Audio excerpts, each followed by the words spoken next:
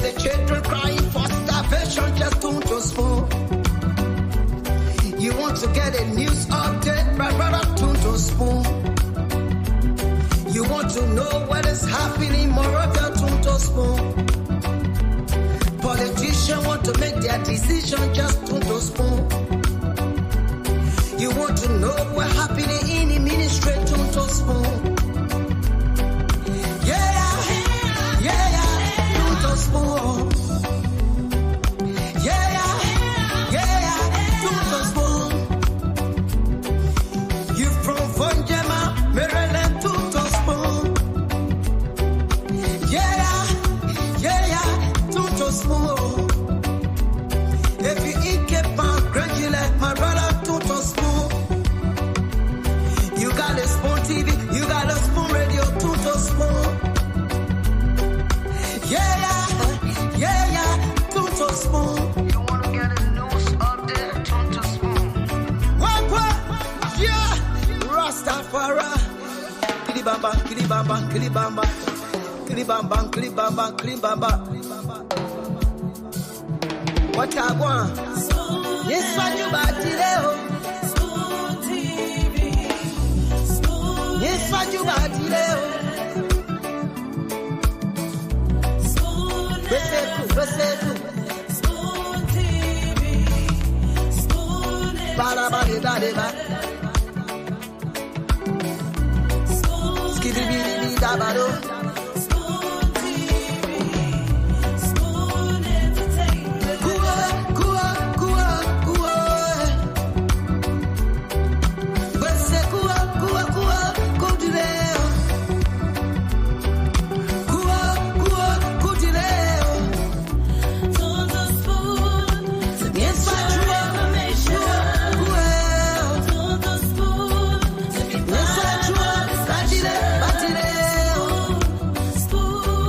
Spoon television. Yes,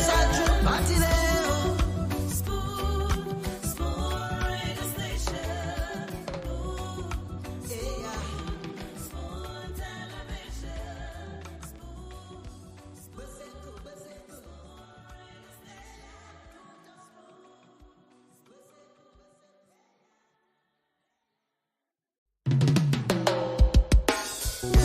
Yes, sir.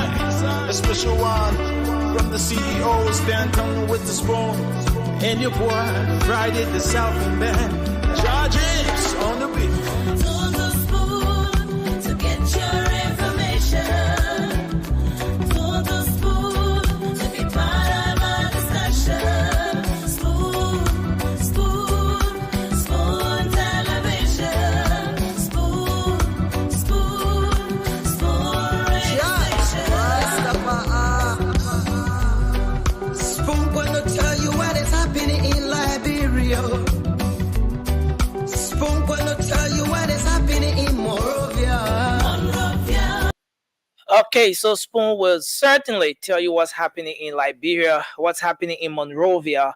This is where you get the news. This is where you get authentic information every single day, talking about the happenings in Liberia. You want to know what's in the news. What are the policymakers doing? What are the Liberian people saying, from the ordinary people to those high-profile officials of government?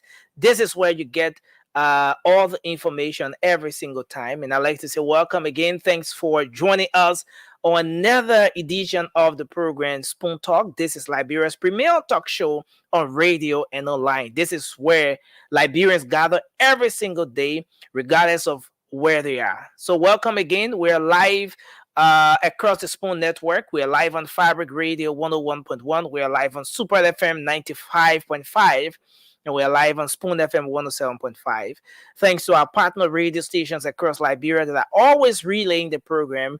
We're coming to you live on several frequencies across the country. Thanks to Trust FM in Bomi County. Thanks to Gibi FM in Kakatama, Gibi County. Many thanks to Premier Radio in Bon County, and of course Trend Radio in Grand Crew County. So again, welcome to the show. My name is Nelson Cole. I want to say thanks to our folks online. Of course, we are streaming live across the internet. We are live on YouTube right now. Our YouTube handle is Spoon Talk Live, and we're also live on Facebook, Spoon TV, is our Facebook handle. Of course, Fabric TV and Super TV will be up shortly. We have a little bit of technical issues from that end, which we're trying to resolve. So, in case you were trying to get the show on Fabric TV or on Super TV on Facebook, you're not getting it. Kindly search Spoon Talk, the Spoon TV on Facebook, or you go to YouTube, Spoon Talk Live, and you'll be able to follow the program. You can also share the information with others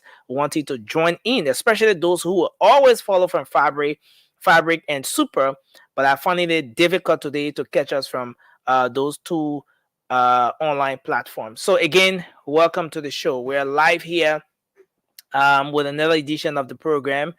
And as usual, we make sure that you are heard, not just to have you come and listen to the show or watch the show, but we provide you the opportunity to get to express yourselves, to talk about the different issues in the country, to say how you feel about some of the unfoldings. Sometimes the issues that are not even on the minds of the policymakers, you get to have the opportunity to bring those very issues to their concerns. So I'd like to say welcome. My name is Nelson Colette. I'm gonna go straight to the phone lines. We're gonna take your calls, and we'll come back. We'll do the regular updating and all of that. But I see Dr. Richardson is already here. Let me bring Dr. Richardson on. Okay. Good evening, Dr. Richardson. It's good to have you on, ma'am. You are muted. Yeah. Now say hello today, the Memorial Day in America. So Oh, yeah.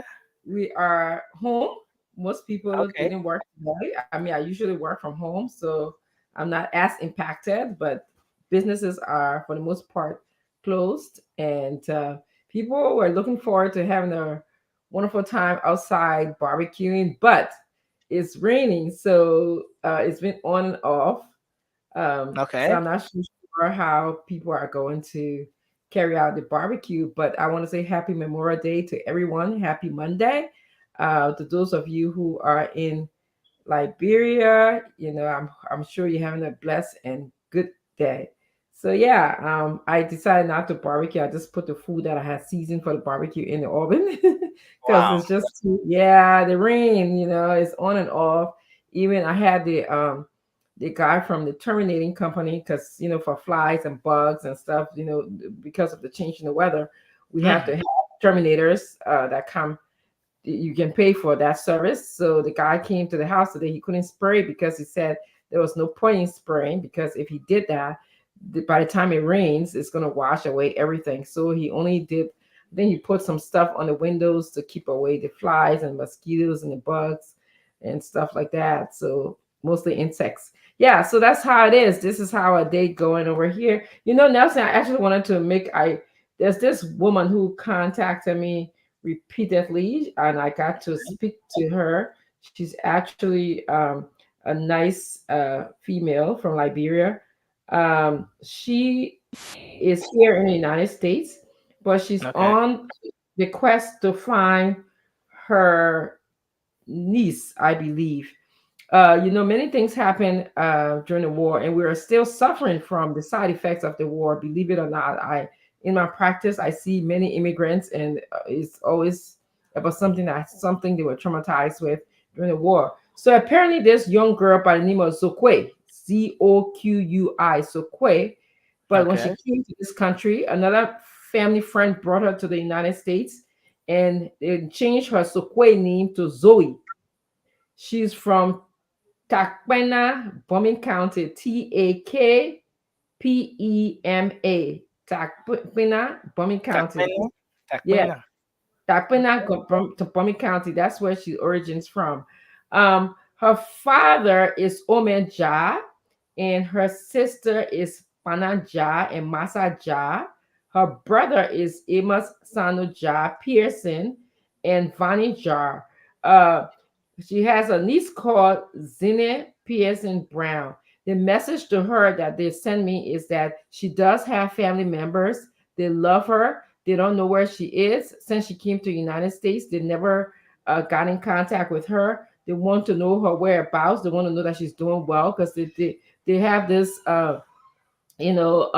vacuum in When they last saw her, she was a child. I understand. They understand from the family that brought her here that Hmm. she's an adult now, perhaps living on her own. But the family member who brought her here is having some challenges connecting the family in Liberia to Zokwe, Zoe. So if anyone who knows Zoe, or if you're listening, Zokwe, Zoe, please contact us here at Spoon. You can just, send me a message. I would definitely forward it to your family members. It bothers me because, a lot of times we say, oh, the war is what, 30 years, 40 years, or, it's over, but it's not over in the hearts and minds and the family connections of many. It's not over yet. There's so many things that have happened to different families that will be unrepairable. We cannot repair or bring closure to. So yeah, I just wanted to make that quick public service announcement. So Zokwe, anybody knows Zoe, please let her know that her family member loves her and they would like to get in touch with her. Yeah, so that's my thing for the day. Yeah. Yes.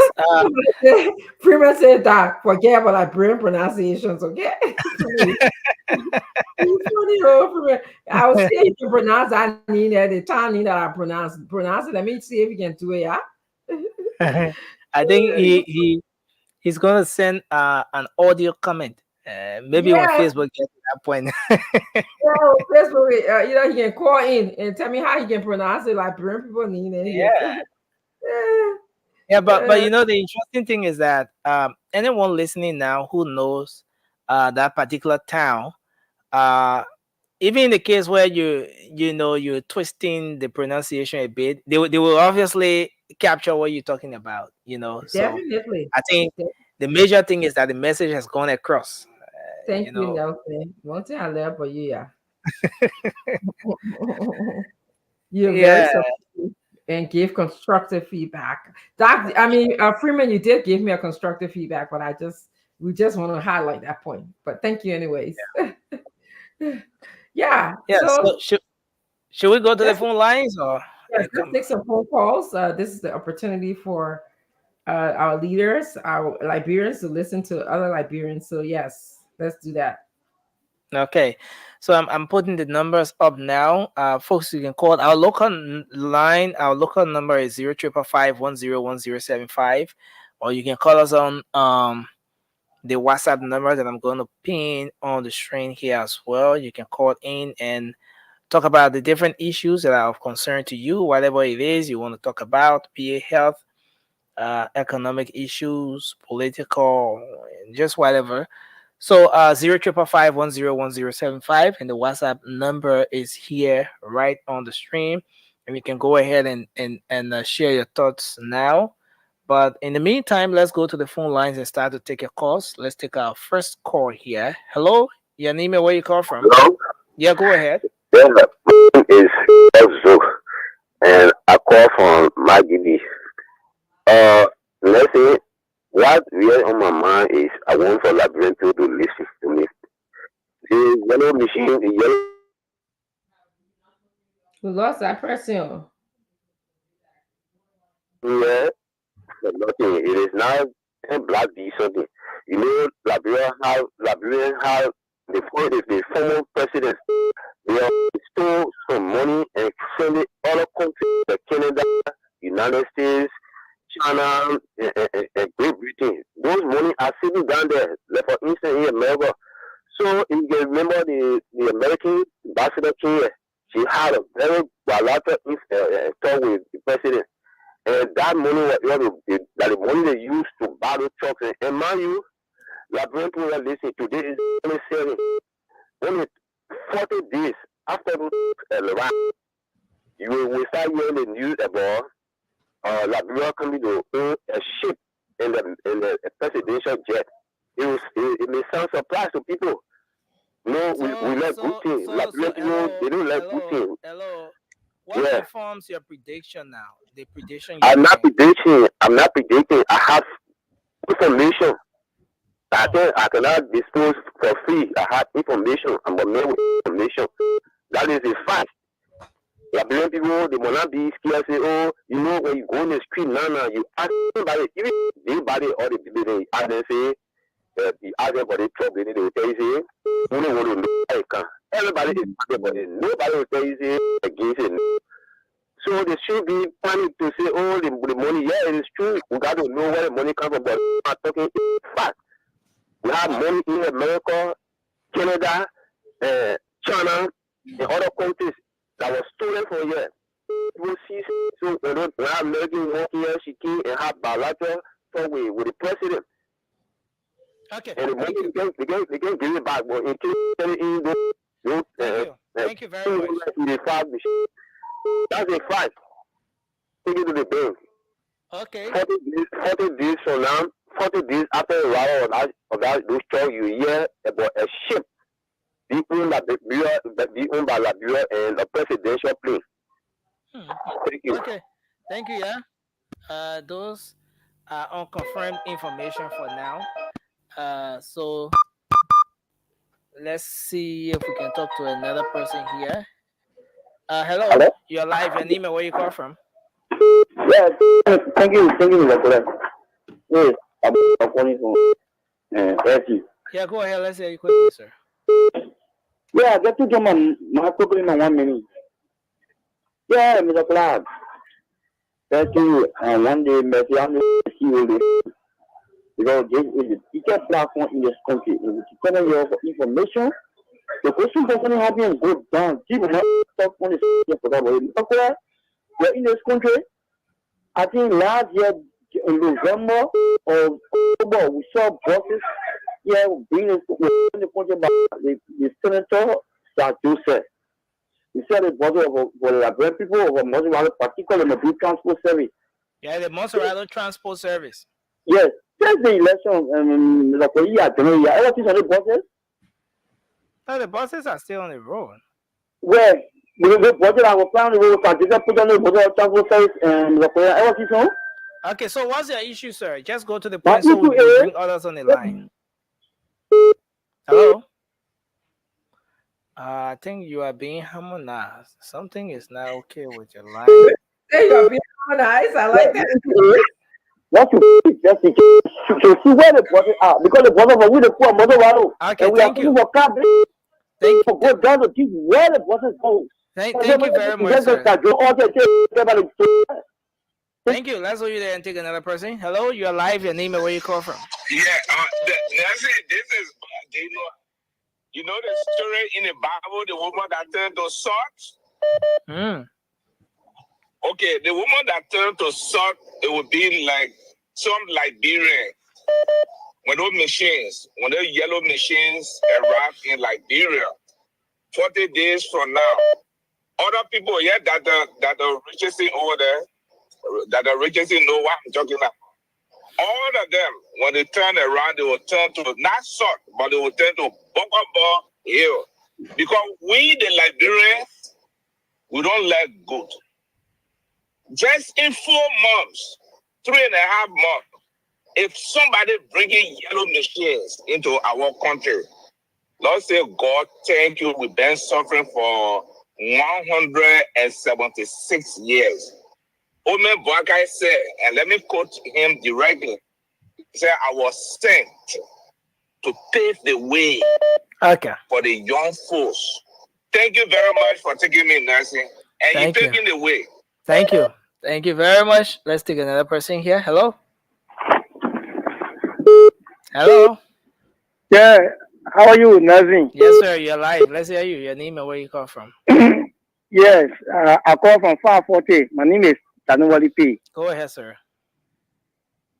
You know, there are certain people on this platform in your video there. They don't really tell their leaders the truth. So now they're always stepping back when something is happening and then they discuss it. Let us tell our leader the truth. Even if our leader has done wrong, let us tell him the truth so that he can be a changed person. But sometimes when something happens, so that when they ask and the dwello, so now he will say, oh, I'm going to think of it. I just hearing it, I'm going to think of it. And he knows very well there is a show that before you come to the platform there, you should be aware of those things then. But so that they'll be aware, even they're there. She can be aware of the thing there. But sometimes she will let us defend this government, even when on the wrong side. She will Thank you. continue to defend it. It is bad. We should not keep our leaders in that kind of manner. No, let Thank us you. tell our leaders the truth so that they can do the best for us. Thank you, Nothing, and Thank you thank you, your very much panelists. for your input. Let's take another person here. Hello, you're live. Your name and where you call Good from? evening, good evening, Nelson. Yes, sir. Let's hear you. And good evening to your panelists. Yeah, go ahead. Yes, for me, I can always say that I did not make a mistake to say I voted Joseph Imamboka because I believe in his stand when it comes to leadership. And I want to say thank you to him ever so much for the bold step taking thus far. Because from the time we've been in this country, for such a material or a gesture to be given to a president, I have not seen it. For me, I think if Joe had become president in 2005 up to 2017, I think Liberia would have been a better place. So Okay. there is no regret for that. So we want to tell you thank you. He should continue his hard work. He should detract. Let him do what he can do for us, the Liberian people. Thanks ever so much. Have a blessed God day. Thank you very much for your input. Let's take another person here. Hello, your name and where you call from? Hello, Nelson. Yes, sir. Let's hear you. This is Edwin Zabon. I'm calling from New Jersey. Mr. Zabon, go ahead. My concern having to do with the first lady of Liberia. We know when Joshua was in power, his wife had projects going, from the office of the first lady. My concern is, what is our first lady doing? Is she engaged with the community? That is my concern today. Thank you. Thank you very much. Let's take another one here. Hello, your name and where you joining us from? Hello, please go ahead. Can you lower the volume of your TV? You are live on the show. Can you kindly lower the volume of your? Hello. Hello. Yeah, can you lower the volume of your TV? Yeah, my name is Achimia Junior. Yeah, go ahead, sir. Let's hear you. My name is Achimia Junior, and I'm from Dubai. Go ahead quickly, sir. Hello. You are live, sir. Can you go ahead? Hello. I can hear you. Can you hear me? Okay, so I think there's a problem with your line. You can try to fix that and call back. Hello, you're live. Your name and where you call from? Hello? Hello? A different line you're calling. Hello? Hello, Hello, you're live. Your name and where you call from? my name is Kim Wong. What I want to say, Liberia is all of us. When we wish good luck for Liberia. And when the luck is coming, nobody will stop it because God is in control. And I want to tell you, Colette, thank you plenty for coming on the show. And I want to tell Dr. Ray was saying, everyone on this panelist, I want to tell you thank you. Let God bless you. You continue your good work. If it is good, you're more talking. If it is bad, you're more talking. That's what I call for. I tell you to let God bless you. That's what I'm saying. I love you, Mama. I love you. Bravo. Thank you. Thank you very much for your input. We appreciate you a lot, Madiwo. Okay. Thank you. Let's take another person here. Hello? Yeah, hello. Yes, you're live. Your name and where you calling from? My name is Malopu from Canada. Okay, go ahead. You're live. Yeah, what I want to say is that my concern got to do with they probably bringing the machine in the country. People talking whole lot of things. They're supposed to get a probably chance. So that when they probably sit down and rest, then he will tell them how he got the machine. But they just talking. Where the one we don't know. So myself, I don't know. I don't understand the Liberians at all. Okay. Thank you, Mama. Thank you for your input. We appreciate Thank you. So we go back to the phone line. Let's take this person here. Hello, you're live. Your name and where you calling from? Hello, brother Nancy. Yes, sir. You're live. Can you hear me? Oh, yeah, I'm getting you. My name is Achimia Junior, and I'm joining for the United Arab Emirates. Go ahead, sir. Let's hear you. Oh, thank you, brother Nancy. I want to say a big thing to the government. We never made mistake to bring the government into power with our in diaspora. At least we're seeing some changes. We never expect our government to do such a thing as soon as this. But I got to say bravo to them. We pray for our papa to continue to do the good work. Don't listen. What are you doing? We see the changes. We are for you. Okay. We talk for you.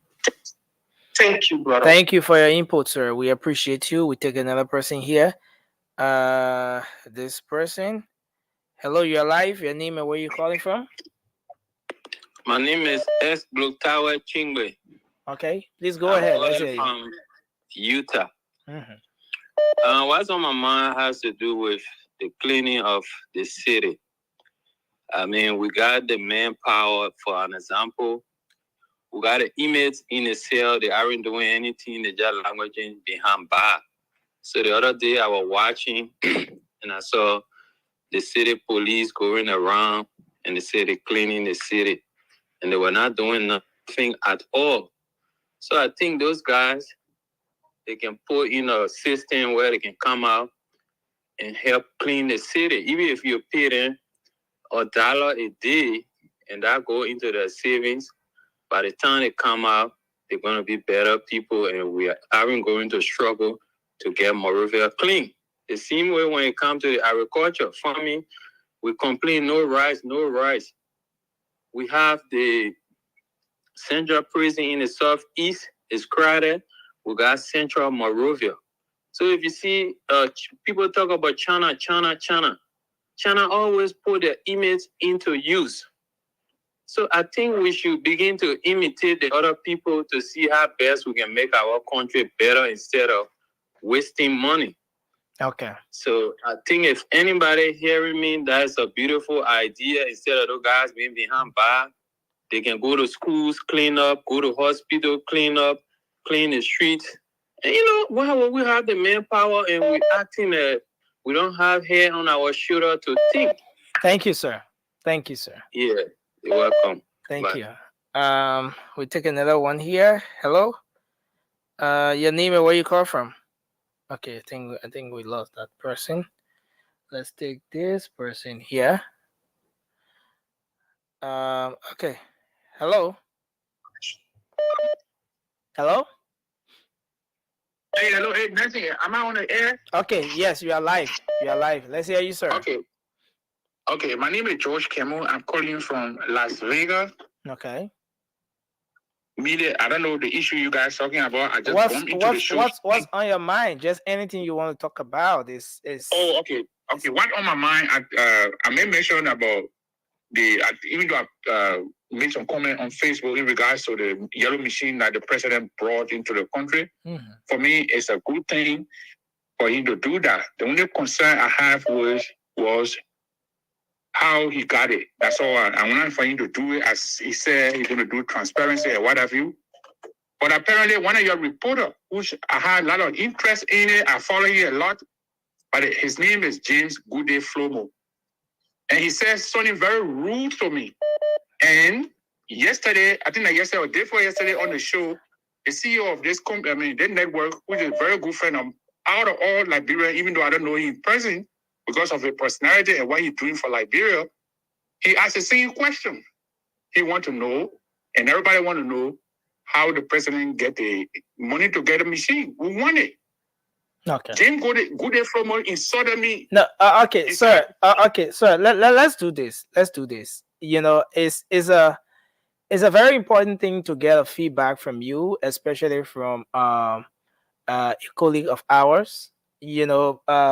But I would suggest that you channel this. Let's do it off air. We could do this off air, which would be a very good thing. But any inconvenience, apologies for that. But we could do this off air. I think you have a very important concern here, but we can have that addressed off air, sir. thank you so much, Nelson. I want to applaud you for that swift decision. But as an older man, when a little kid's coming out, we try to help him to show him the way to be responsible, and you go to work and you insult people. Yeah, sometimes you can sometimes make a mistake. I understand that. So thank you very much. Thank you, sir. Thank you very much for your concern. I appreciate you, sir. Thank you, sir. All right. Okay, so let's talk to another person here. Hello, you're live. Your name and where you calling from? Hello, I'm David. Okay, please go ahead. Let's hear you. Well, man, thank God for you. I know I've been looking for a way to talk to you, but I just glad you just tuning. You know what in my mind today is that the Liberian people are cruel to themselves. Why do I say this? Even if the person has brought a little machine in Liberia here, we're looking for a way to develop the country, to produce food. Even if they wanted to say something, just to see the picture, they are not seeing the machine to come. They start talking like this. They mean to say that the people in the country here, they don't even want to be human beings. I'm sorry to say. I'm very sorry to say. Because just come on the photo display, so they're talking like this, and they people want to make a donation for their country here. When they hear the thing, how do they feel? Okay. They will feel that the brown people they're not good to themselves. We don't deserve any good thing. So, bro, I'm very sorry for all in this country here. This is my first time calling on your station. Thank you, sir. And that big fellow go to you. Satan himself was problem for us too. The man who fought hard for the government to come to power. Hello? Yeah, you're alive, sir. Go ahead. Yeah, the man who himself fought for the government to come to power. When we went to describe the government on the radio, I have been surprised. What happened there? You want to be like what? I said, do? Or Samuel, what is Samuel who? The airman. These people who brought forward in the country here. Uncle Sam? Huh? Uncle Sam what the one? You are the one. I'm not, you know what? Okay. I'm pushing to my 70 now. Thank you, sir. I know what happened in this country here. Thank you, sir. We appreciate They have been chasing that man a long time. That he's the one that said I put him on. We appreciate you, sir. Thank Thank you you. very much for your input. We're gonna take a few more and then we end up on this. But let's take this person. Hello, you're live. Your name and where you calling from? Hello, Nelson. This is Matthew Bones. You calling from Atlanta, Georgia. How you doing? Yes, sir. We're okay. Let's hear you. Yeah, I guess my own not too long. I just want to tell you thank you. And Dr. Richardson, our only doctor, you looking so pretty. And thank you for the hard work. All the Tabata people talking, you're not going to listen to them. Our old man, Sam Jason, that hey, Tabata, you can be talking. We're not going to listen to that. We're going to do the right thing. We put the government into power, and we will support with all we have. Thank you. It will be better. It takes time though, but it will be better. Okay. And thank you guys. Thank you guys for the good job. Thank you very much for your input, sir. We take this person. Hello, you're live. Yeah, Mr. Nelson. Thank you very much. I call you the last time. You're one of my favorite journalists over there. And say hi to Miss Dr. Richardson. Dr. Richardson, we're all from Beaumont. I was read up by Prof. Topa. I'm from Bogota.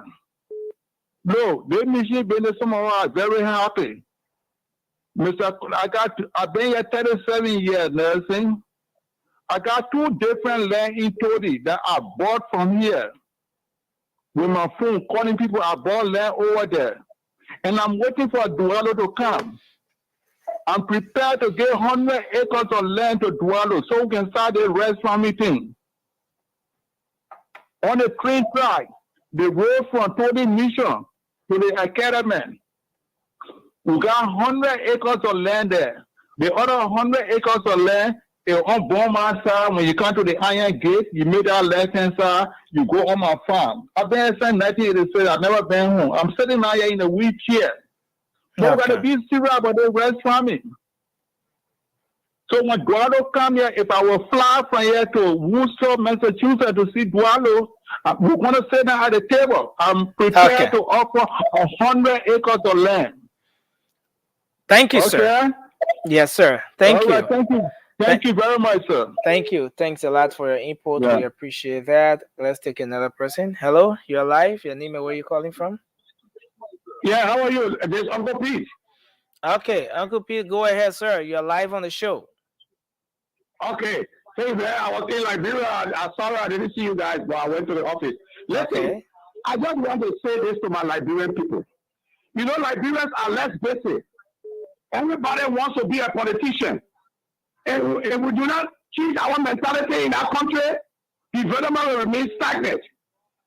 Joseph Boakai, President Boakai, bring any kind of equipment you want to bring in Liberia. It's nobody business. What is there for development? Put the roads in the counties, it's nobody business. Bring any equipment, share all the counties, it's nobody business. When people had drugs all over Monrovia, they were not concerned.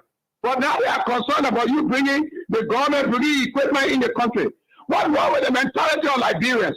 Thank you. I'm authorizing you, Uncle Pete, the mayor for all the counties. The only man who related to all Liberians. Bring any kind of equipment you can bring in that country. It's nobody's business. Let them Thank talk. you, sir. They talk in South. Bring it. What is there for development? We want our country to forge ahead. We are tired of being backward with all our neighbors. Bring equipment. Hey, nobody, let them talk. They're talking. Let them talk, but bring the equipment in. It's nobody's business. Thank you, sir. Thanks to the government of Joseph Boakai. Thank you, sir. Thank you. Thanks a lot for your input. Dr. Richardson, how many more do we have to go? Let's do 2 more, and then we can come back so you can update us with the news if you didn't do that already. Yeah, okay. Hello. Yes, sir. Hello? Go ahead. You are live on the show. Okay, this is Mr. Langford calling you. Okay. I am very happy for President Boakai. Yeah, hi, this is Mr. Langford calling you. I'm very, very happy to have Mr. President Boakai as our president.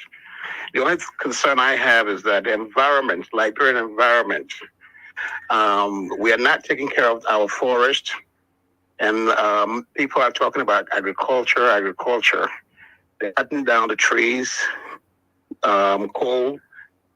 They're making coals and not taking care of the environment there. So I think this is something that I would like for the president to look into, our environment, our trees. Soon we're going to have climate change hitting us very hard. Flooding is going to come. We're going to have drought.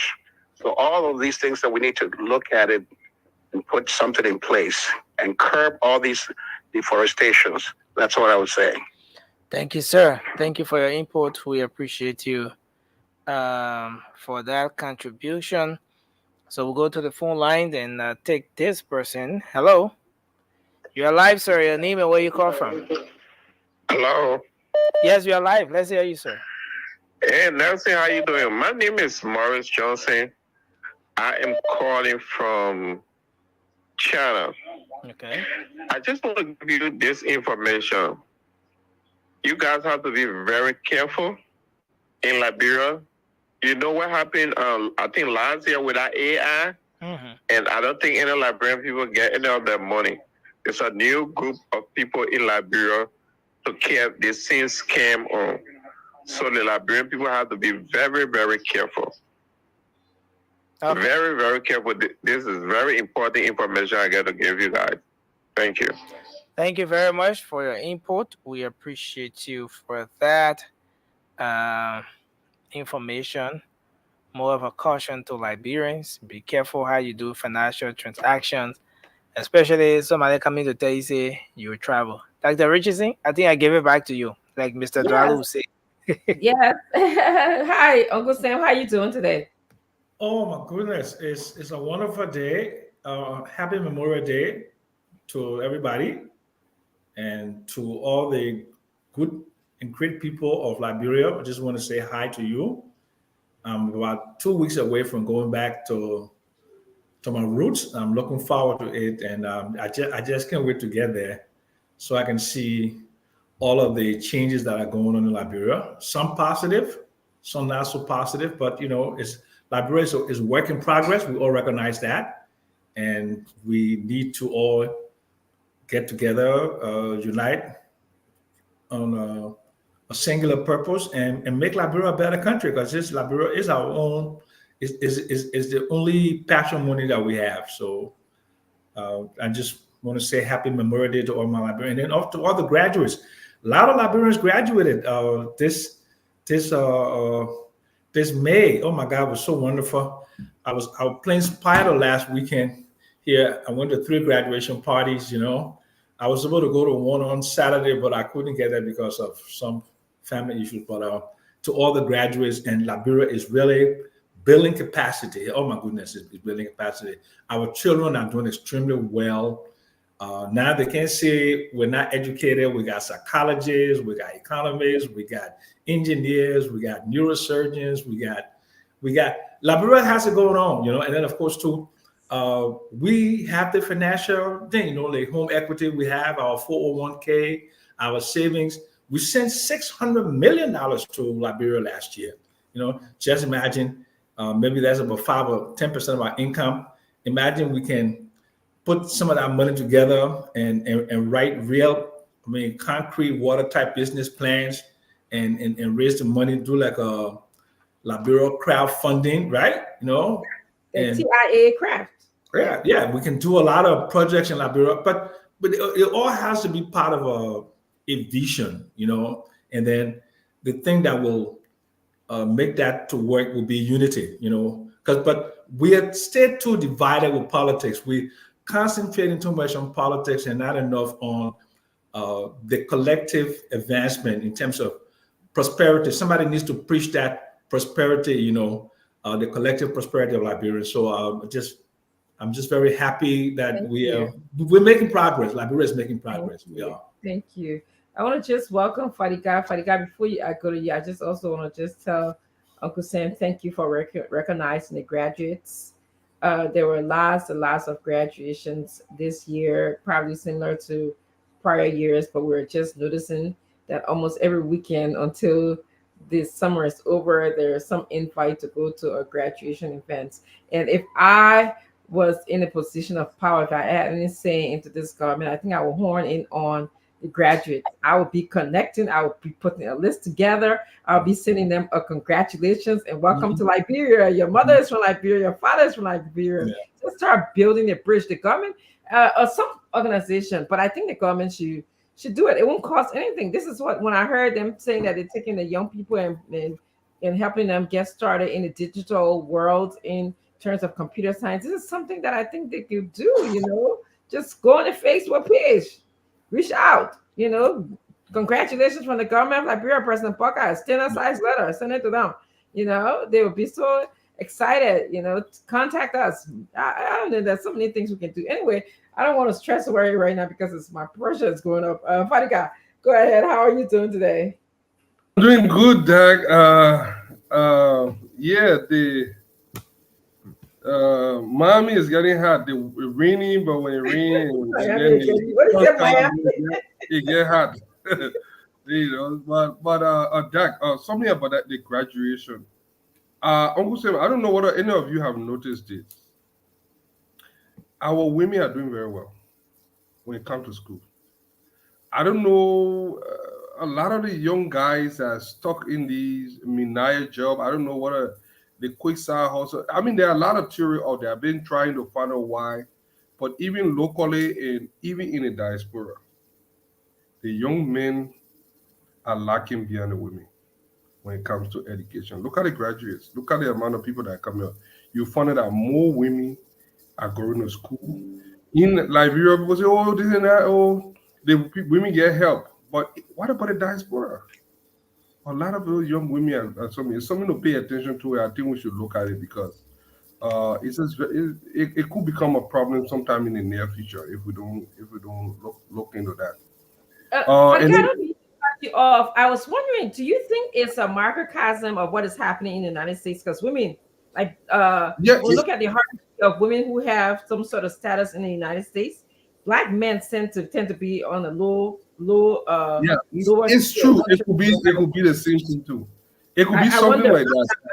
Yeah, no, but you're right. You're right. And I'm observing this trend and it's disturbing. I mean, in as much as we want women empowerment and we have dominated this earth for generation, I don't think it's enough reason for men to not do well. But these guys still go and hustle to feed a home anyway. Uncle Sam, you said something just now, and I wanted to counter that. Every time we keep saying the country is divided, Uncle Sam, I don't know. It's easy to say when you are outside the country, but when you are in Liberia, uh, apart from the political talk people say on TV and something and something, that divide that we're talking about, it's just divide on opportunity. Who won the opportunity that the other person have right now? But when it comes to doing things, I think we just have not tried it. If Liberian look at Content Me, I would say Content Me for example. You don't see a transcend party. I was on the field. It was not Unity Party or ALP or ANC. It was my country, in this. I think if we collectively, put our hand behind something wealthy, I think a lot of Liberians would join. I think uh, uh, people will put their political differences aside and join hands. I strongly believe that. I see a lot of camaraderie on the ground with folks. I've gone to party with a lot of people that I've said mean things about. We are criticized in the past, and even now we still criticize. I've seen them with just lie. Oh, somebody got all that man. It's like that. And now even meanwhile, a lot of people, but in the public, sometimes people believe that it is that. So I think if we truly find something that we can unite on something worth, like anything, I think it Thank you, can work. Father God. Just have not tried it. That's all. Thank you. I want to welcome Glendy as well. Glendy, do you have anything on your mind? Thank The you. hallmark of a Liberian woman is when she can undo her hair tie and let her natural hair flow. How beautiful. Beautiful. I'm sorry to tell you. Dr. Richardson putting me on front page today. Oh, yes. I really love your hairstyle. It's Thank you, beautiful. thank you, Eric. People that saw it this week are like, "What? You got hair on and a hair tie?" Yes, I do. But there's a reason why I wear hair tie. Hello to everybody. It's good to be here. I heard what Fadiga said. I like that Fadiga always says this guy is a researcher, always comes here with some kind of research and don't give us what the factual stuff is. You can't why it may be true. There are people listening. We want to encourage them. Also, there are more females. Your assertion is correct. I'm looking at according to NBC News, there are 56% women in college and graduate school compared to 44% men. And there are more women graduating from college and high school than men. But we want to AC, Glenny, I did not do any research. Honestly, I just went on the Facebook post, and just so I based kind of on looked it up because I want people to know that what you're saying is true and it's not negative. We want to continue to encourage our young people to go to school. But equally so, I have this cliche that I will add to it that what a man can do, women can do better. And that's just what it is. We can do better than the men. So hello, Uncle Sam. Qualify some things, not all things, but many things. Well, I say I got my cliche, cousin Ava. I got my cliche. If so y'all can cheat more than us. Y'all can cheat more than us. That's how we're talking about pro-social things. So let me just come in quickly. Let me come in quickly. Look, I think that 56% is the general population. But if we disaggregate it in terms of ethnicity and Black people, it would be more than 60% or even closer to 70% of Black women I agree. go to college. Yes, I would think. Because even in any kind of social statistics in America is heavily skewed against Black people. Even like divorce rate, right? And then the percentage of Black children living in single parent homes. The Blacks have the highest percentage. So there's a lot of progress being made, and let's just stick it to Liberia. Father, you talk about Hold We on, are, Uncle Sam. Let me just make sure if Lenny was finished first. You Lenny, know, were you done? no, I just that's all I wanted to say. I wanted to look up what Okay. Fadika said. I It just is want to true. make Yeah, sure. it's true. We And just Uncle, want to. Uncle Sam, I want to welcome Ava Tukpa. So can you just say your few comments and then we'll go to yeah. Ava? Okay, so basically, the countries unite on a purpose of well-being, and the well-being is economic. Yeah. And we don't unite around economic principles, economic ideals, right? We don't, like Steve Topper used to say, every ship comes to Liberia except partnership.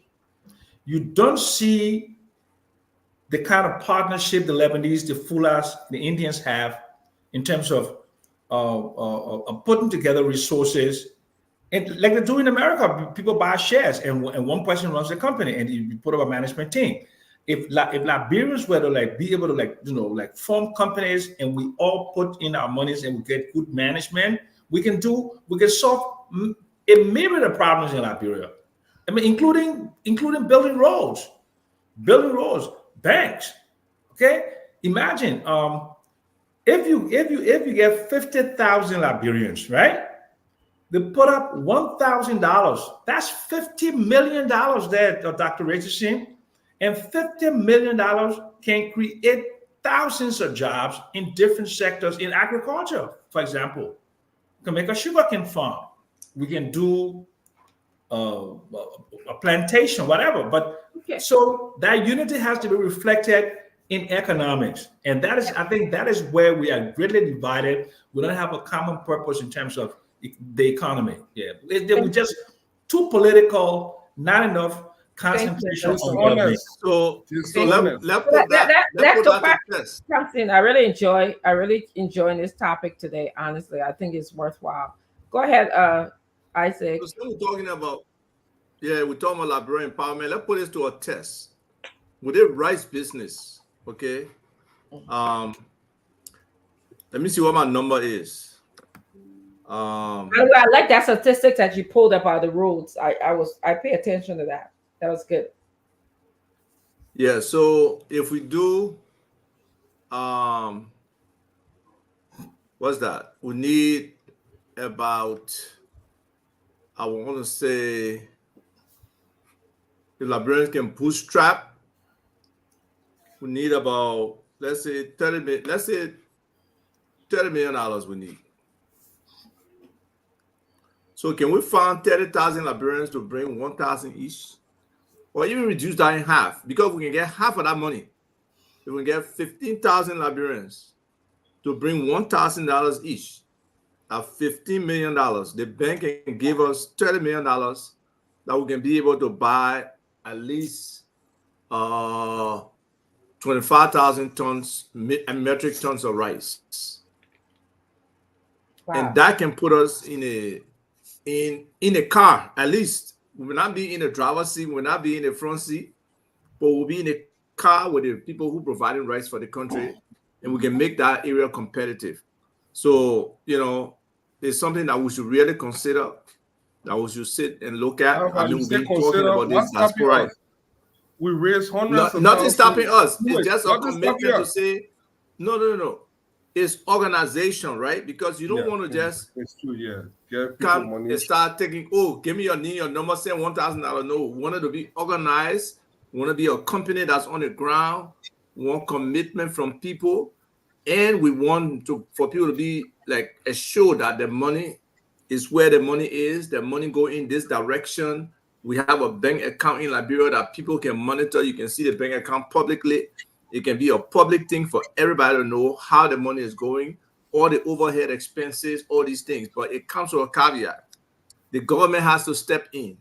If you look at the pricing that they had for, what do you call the people name? For the rice dealers, right? When you look at the APN terminal charges, that $14.85, that number high. When you look at the CMA charges, $20.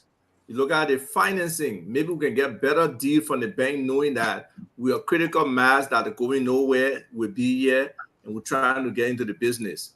Then we can cut down on the mortgage and stuff like that.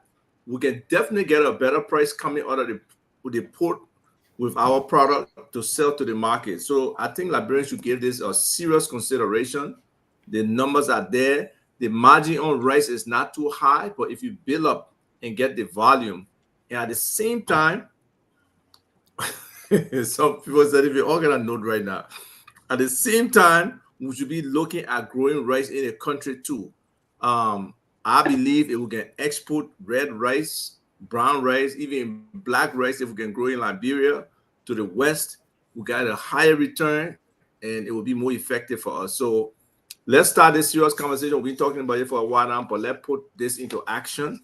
And hopefully, I won't say we on the spoon side because we've been pushing this, been wasting time.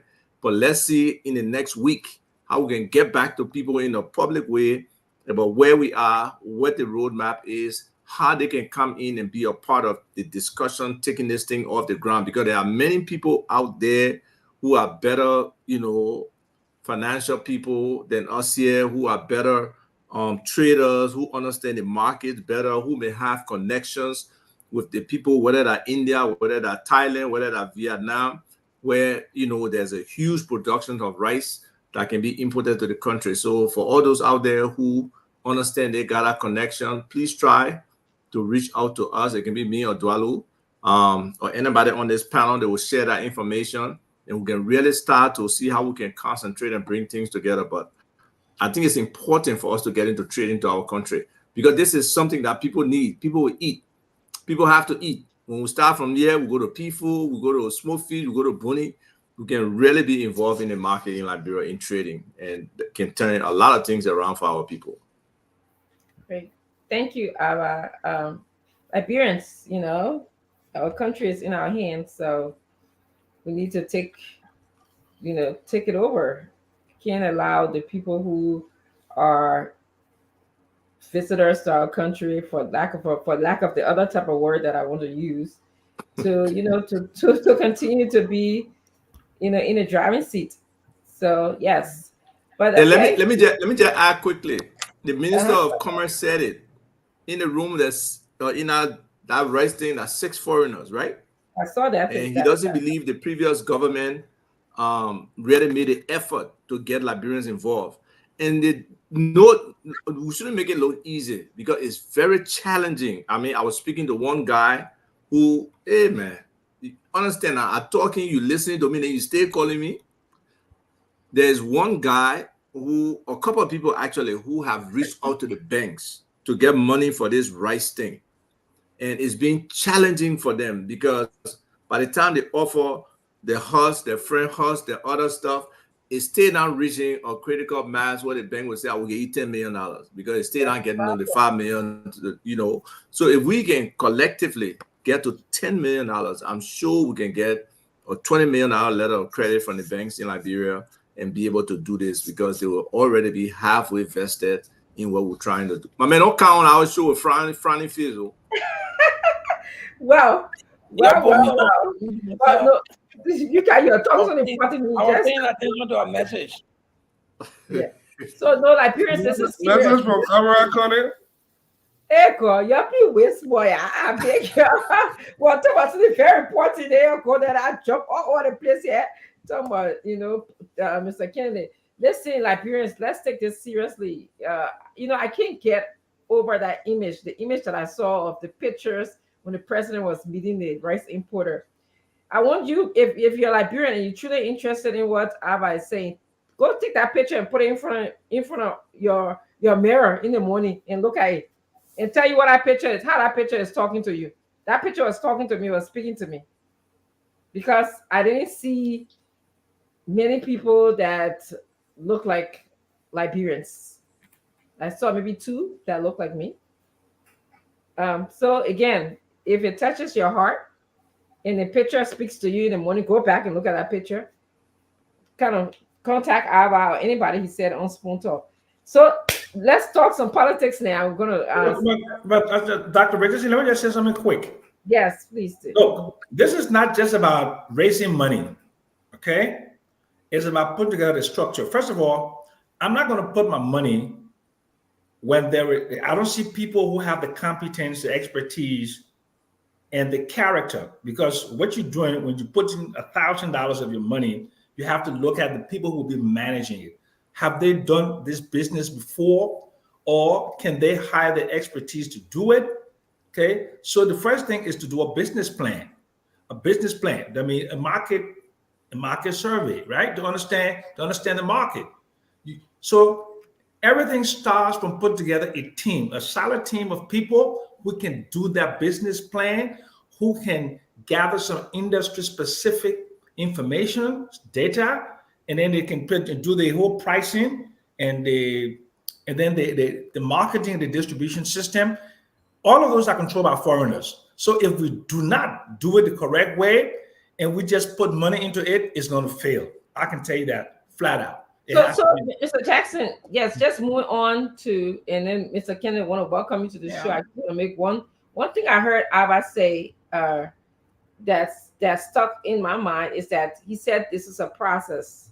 They're doing a lot of planning in place. They are contacting experts who know. They're opening a bank a bank account in Liberia, but they want the interest of the people. I heard him say in so many words. Yeah, but that's putting the cart before the horse. So get this. Let me finish, guys. I beg you. Get the structure in place first. Get the people to be associated with that who are trustworthy. I'm not going to put my money into just anyone. That person has to be trustworthy. That person has to have a good FICO score. If the person lives in the United States, the person has to have some degree, net worth or something. I'm not going to give my money to any poor person who would steal my money. I want somebody. I'm not. I'm not going to give my money. I'm going to give my money to somebody who got financial problems. Never. I would give my money. Dr. Richardson. So Trump got financial problem. I poor man. Okay, go ahead, Clendy, and then we'll go to Mr. Kennedy. I'm listening to. Give my money to somebody who listening to. I'm going to give my money to somebody who understand the business, who got the FICO score, who got the financial intelligence to manage my money. I'm not going to give my money to just anybody because you're talking shit. Clendy, please come ahead. I'm listening to Mr. Jackson, and I am sorry for Liberia. I'm so sorry for Liberia. I'm sorry because every time we want to make sure we have 10 over 10 before we can move a needle. I'm just sorry that we're not trusting and we're not able to say, okay, show us what you have. Now, as I said, there's a process. Let's see the plan. Let's see the process. Let's see the people. Yeah, hold on 1 second. I totally disagree with you because I think this is what holds us back. When we're not willing, we understand that there may be things and there may be people who may not be trustworthy and people have been through it before. But when are we able to say, let's see what we can do for a country? It's $1,000. If there are a lot of people, even if 10 people were to give $1,000, I'm sure when you're signing their documents, I'm sure they will work things out that you will see. But when we come out right and say, if you don't have the right credit score, if you don't have the right, you don't go with the right education, if you're from this background, if I don't see that you've done this, I'm not going to give you your money. That's okay if you don't want to. That's your issue. But there are other Liberians. That's why. Let me finish, Mr. Jackson. But then they are begging you. I am very solemn, in a solemn mood. I won't fight today. I'm begging you. I get relatives who work in the army who die. So it's solemn. Please. Give me peace, Papa. But I want to say that if you don't want to do it, that's fine. But others want to do it. So whatever your position is, that's on you. But whenever people want to try to do something, let's give people the benefit of the doubt. The fighting can be that, I don't trust you. You don't know them. You haven't worked with them before. But let me see them. I beg you, Papa. Wait more. Let me see the people. I'm saying that if I want better for Liberia, I trust you. I trust you. Okay. When people, let me talk here. I'll meet you all. So you think we put ourselves on the line for people to get us to the people saying? Why don't we give the people who's trying to organize this the chance? You think they will just say, give me $1,000 with all a structure? You think they will just say, give me $1,000 if they don't have anything laid out? I mean, it's not only you that know how to run things. There are other people. I never who say I have know how to run it. Yeah, but that's the first thing you always put forth. No. You gotta I have said the I market want to see the the people echo behind it. the Holocaust, all those things that important. Put your hand to your mouth. Let Paul go. Let Paul go Yeah, ahead. Paul, Mr. Kennedy, welcome to the show. Mr. Kennedy, thank you for joining us today. People have been ringing your name. Oh, so how you doing Thank you. today, Papa? Good evening to everyone. Good evening to my sister Glennie. And she said today's Memorial. I've forgotten today Memorial Day. You Yeah, keep all the remaining. Listen, you keep all the remaining balance food for me. I will be in Washington this week. By God's willing, I will be in Washington. I will pass from Virginia. I will come to Pennsylvania. I will be in Delaware. Just looking for balance food. That's what I will be doing. The barbecue chicken and ribs will leave for you. Everything I miss, I will get fat in 1 week. Look at that. You can get fat, Mr. Kennedy. So, look, we've always seen different color people making decisions. It is not, this thing just did not start last week or during 2018 or 2017. No, this thing has been what it has been for the longest. And you know why? Because people of our color and our creed and our background, our culture, really don't believe in themselves. Look at what my Uncle Jackson is saying. He will not give money to people of our kind until you go bring your neighbor stream where you bury it. So first of all, we don't have a lot of money in our Black community. Liberians are a very poor group of people. I was looking, I think I shared the World Bank 2023 country poverty analysis with us in the chat room. Over 68%, 58% of Liberians are poor, die poor, right? So how you think we're going to get 10 million to put into right business? If you do that individually, you're never going to achieve anything. But collectively, some of us can tip in with 50,000, the other person 5,000, and whatsoever. You find 10 or 15% and you create a consortium of Liberians and you put money somewhere to be able, but that consortium can never hold. I've never seen two successful Liberian people doing things together. First of all, they're fighting themselves. They're fighting each other. They rather go and combine and collaborate with the light-skinned people over themselves. So as a matter of fact, the Liberian man wants to do business. He go and look for a Lebanese man to grant the Lebanese man the opportunity to do business. The Liberian man in political power, he rather outsource his business to a Lebanese man than empowering the Liberian man to do it. So you will always see people of different color, and we're not being racist yet. In Ghana, right next door, to open and run a business in Ghana, you need a Ghanaian as a part of that business, or else you're not going to open that business. In fact, most of the businesses are setting money along over 5-10 million. You got to have a Ghanaian sitting as the CEO, or else they're not going to allow you to register that business. When will Liberians begin to really value themselves, to form a merger, to say, let's own our own business? The day Lebanese and Flag Post shut down, they said they're not selling rice, they're not selling anything in this country will not operate. That is the reality. So what are we doing about it? Ava, I'm in Washington next week. Let's sit down and have some conversation. You and I can fly to South Carolina. We got a couple of people that we need to sit down and talk with. Let's move. We're late. We are very late. We're behind the 8 ball. Yes, right? Thank you. So I think it's a good topic, but I beg you don't get vexed when you see the white people all over running your business. It's not just starting. This has been the norms of our culture. In fact, when the Black man selling a business and the white man selling one, people who are of the Black descent will run to the white man to go to buy stuff. They say, you know what? The white man selling it, so it must be good. I've sat down on several panels where the people fought against me to outsource contractual agreement to people who are not Liberian national. So it's a mindset. Can I say something on this topic? In as much as we want to bring Liberian together, we also need to look at the root cause why these things happen.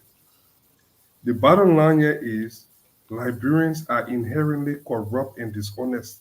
Thank you. Whenever we get together in these kind of things, the reason it doesn't work is because we are just too greedy. Yeah, I mean, crazy greedy. Other national, the Fulanis, for example, they have this one part that the Fulani operate, generally the Jewish. They got this one part that they build collective wealth. It's very hard for Liberian to build collective wealth. The typical mindset of our people is, I'd rather have, and then the rest of the people come and beg me. So people always showing their hand up to the rest of the people. Honestly, until we can start to practice honesty among our people, I will tell you something that I observed. You go to the Lebanese business. So many times I've tried to empower or promote Liberian-owned businesses. But I'm telling you, from customer service to, I mean, people will do some of I was at a place eating the other time, and I get it happened 2 or 3 times to me. You go to the Lebanese man place, you order food, I'm like, you know what, the guy, change it. This girl was literally telling me, forcing me to buy something that I don't want because I changed my mind. Oh no, you have to buy it. And then, so I'm like, get it out of, yeah, I don't want it. Why are we even having a conversation? The Lebanese man was saying, sorry, what do you want? In America, that is not even a conversation for you to dispute. One of the guys that was with me took something, he said, no, in fact, they wanted something else. This girl literally added a thing on my bill. When I went to ask her, oh, you know what, we can't change the food again because the guy already ordered it.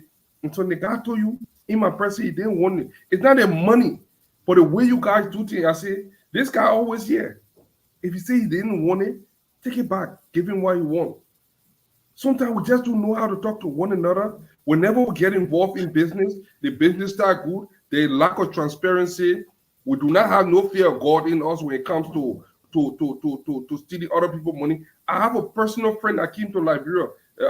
This girl went crazy. She left me a few weeks ago. This girl literally went mad after she spent over 100,000 to build a house. Just sent all her money. Those people ate her money. In fact, what they wanted to do to that girl, the girl was literally going to die. We need to stop being honest to one another. Look, the reason why you see most of the stores here have Indian people as teller. Why? Because the crime of opportunity in this country is just so crazy. I will end on this. I was in Conakry. I had an apartment there a couple of years ago. These guys will come do work for me. I don't even have to go in the room. I'm not saying that they don't have criminals in those countries. I do not have to go in the room to stay in there while they do my work and leave from there. Those guys will do the work, they will get out, and nothing will get missing. In Liberia, you cannot put valuable info someone a contractor and leave it there until you're back. The temptation for that person, I don't know why we always like to that quick, that crime of opportunities. I don't know. Sometimes we got to get it together because it's not only about foreign national. There's a reason why foreigners are doing good in this country. So it should not just be all because one Liberian to come together. Something we have to get our things together, get our act together. All right, I can come in. Go ahead. All right, I'll come in, please. Okay, so it's time we commit to changing the paradigm. Nothing you said is basically wrong, right? But we got to start to build confidence, build systems that we can hold each other accountable on, and at the same time pressure government for our legal system to work. That one of the major reasons why things can go with impunity. Even people with money, when people who ain't got money do wrong to themselves, the way the court system is so corrupt, it limits that person's ability to get justice, even with money. And at the same time, on the flip side, the people with money can really bribe the justices and get what they want to. But we have to change that, where the truth and the right things are what dominate in the justice system. And we don't have that yet. But among Liberians, we are able to build that kind of network where we can do business together. I mean, anybody who knows me know one of the primary things I do. I try to network Liberians for us to work together. Yes, sometimes personalities will not let it happen. Yes, sometimes different people have like strong opinions about how things should be, what the values of the group we're doing, or just sometimes people have so many different activities and obligations that the commitment they're making to start this thing is not full. So we just have to buckle down. Yes, Uncle Sam, you can have your doubt. That's a fundamental right of yours. It is your money where you put it, but you have been somebody who has advocated for something similar. You have advocated for local content, for Liberian interests. So at this point, to me, your tone should be more cautionary than negative. So I hope that you can reconsider your perspective on Francis, you give me this. 1 minute, I beg you. Okay. Go ahead. I don't know if any one of us on this planet have invested any money or run a business in Liberia. I have. Okay. I had a total, I'll just give you one example. I had a total gas station invested $200,000 in the business. Within 90 days, my whole working capital evaporated because the total retail managers and the supervisor of the thing will bring in 10,000 gallons. They'll put 3,000 gallons in there and sign for the 10,000 and still 7,000. I lost $200,000. That's my. I had an ice factory. I ran an ice factory for 10 years in Liberia. The people that were running the ice factory for me. Okay, guys, let's move No, on. I'm just not. But you could don't stop me now, Francine. No, I'm not.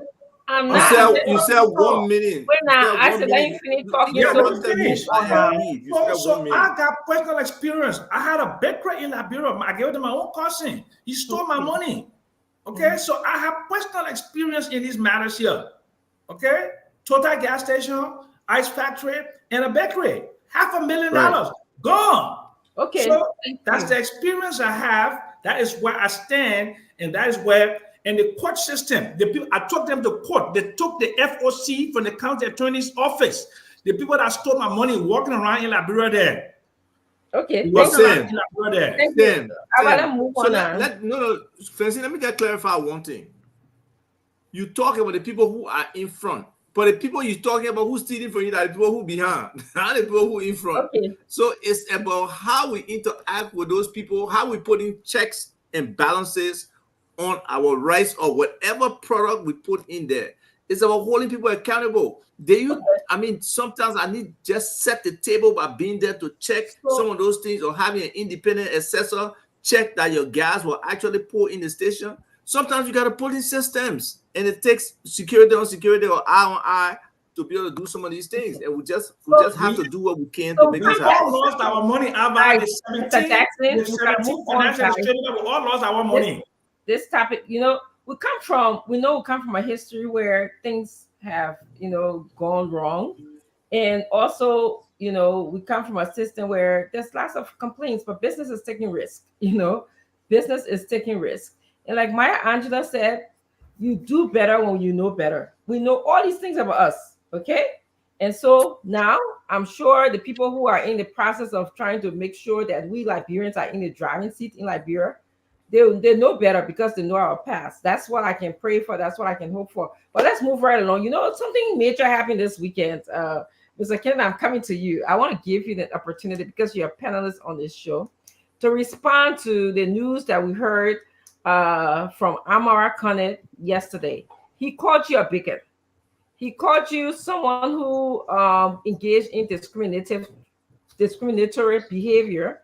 He was surprised that you did that because you grew up. Well, he didn't say grew up. I mean, I grew up in this country, but he went to college in this country, and where someone like Martin Luther King was, promoting equality, So I wanted to just give you an opportunity to react or respond to what you heard someone calling you, and let's see what the rest of the panelists think about that before we go on to other topics. I really did not want to give credence. Okay, then that's fine. To Amar's pettiness,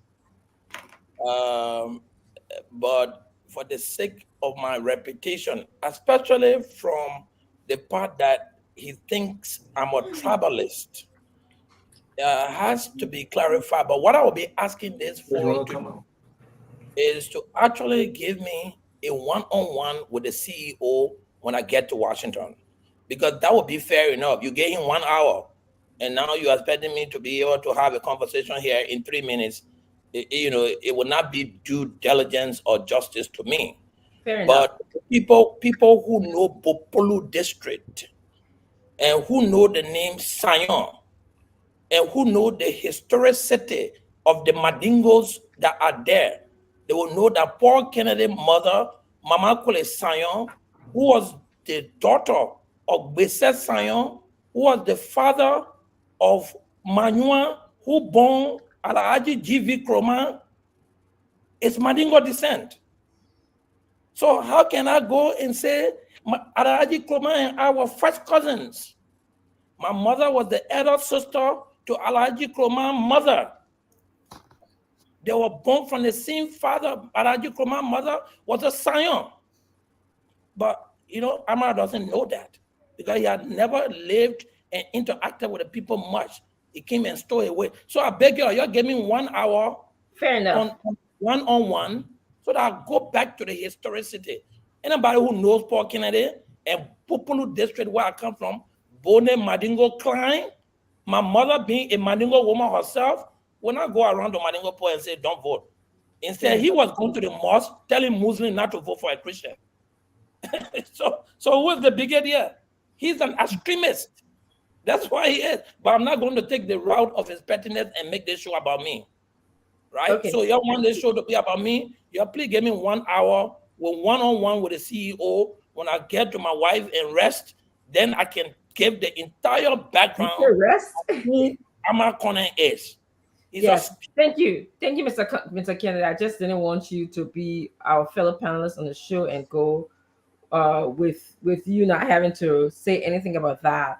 I do have a thought about it. I'm glad, and I think your request is fair to have a one-on-one so you'll be able to explain himself, because after all, he had a whole hour or more to do so. So I think that's a fair request. Let me go to Mr. Jackson and see if he has any reactions towards what you heard. One of the things I try to avoid as much as I can is what looks like a spat between two people from the same area. I'm not sure what he had to say, and I think Paul should be given an opportunity, like he said, to react to it, and he should be given ample time. But my opinion, if I were advising Amra, this is post-election, I don't think he should have said anything nasty about his adversary, because when you win the election, now it's time to represent all of the people of Bapolu County. And Paul Kennedy happens to be a prominent son. Amra and I speak on a regular basis. In fact, we even spoke today. The matter didn't come up, but I can tell you the next time I will let him know that what he did was not correct. To call you a bigot, to call you a tribalist. And even if you believe that, he should not have said that publicly, because it's not a polite thing to do, especially to a prominent son. And that was a political adversary. And so that's where I stand on the matter. Okay, thank you. Glendy? So, I even posted Amara Conan's name because I think some of the things, for me, in my opinion, that was said was a bit harsh. And I also would side with Uncle Sam that politics, the political season is over. And there are two sons of Bobolo. They need to be able to work together to bridge the gap. Now, I think this may have set him off from the day before from some of the things that Paul said.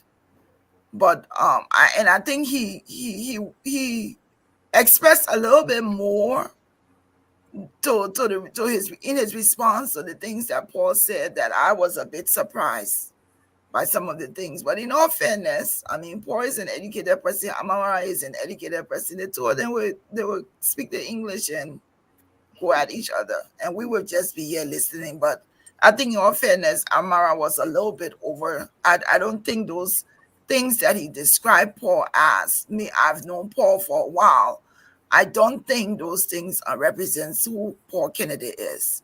So I don't think they were fair comments about Paul. Thank you. Abba.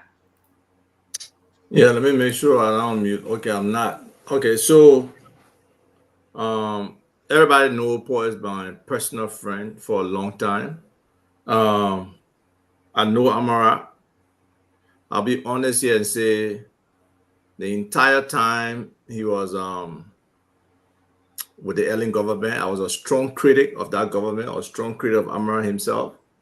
And I basically did not engage him, on a personal level as much as there were people who were between us who said Amara is a good guy, you know him. But because I was in opposition and very critical, I went the other way.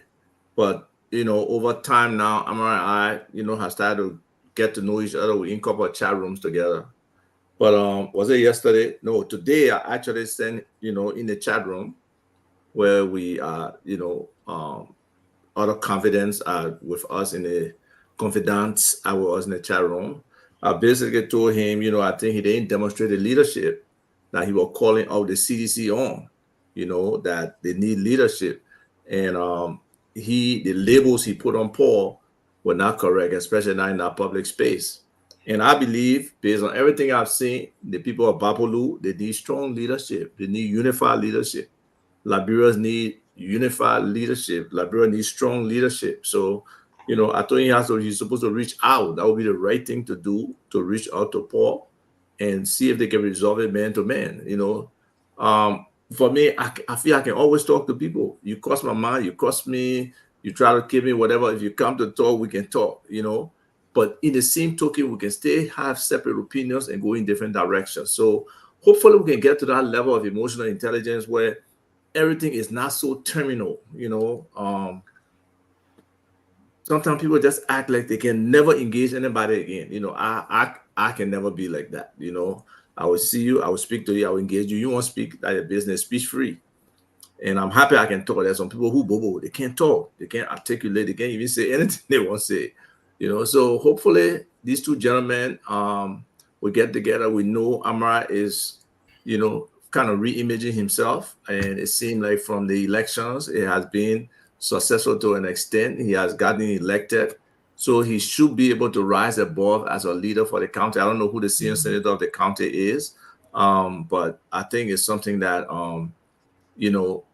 as men, as Liberians, these two individuals should be able to get to some kind of medium where they can at least talk for the best interest of the people. I watched Paul during the campaign and saw how hard he worked, how he was in Bapolo, in the butchers, how he would come back tired and be ready to go back the next day, come to review, kind of get money, kind of do this. So it's not an easy thing for anybody to run outside Monrovia. Even Monrovia, where I ran, is challenging as well. But, I ran the river, so I know the grind. So, Paul, hey, I think you're a Christian, but look, sometimes we gotta let some things go. We can't hold them. We can't be overly negative about it. So hopefully you guys will be able to engage, and we'll see a positive outcome from this. That's my advice to them. Thank you, Abba. Fadiga. Well, they may keep crush you. They may have to get good advice here. I'm glad you know it. No, I don't keep crush. I don't keep grudge that we are, but I want to say, Paul, say that.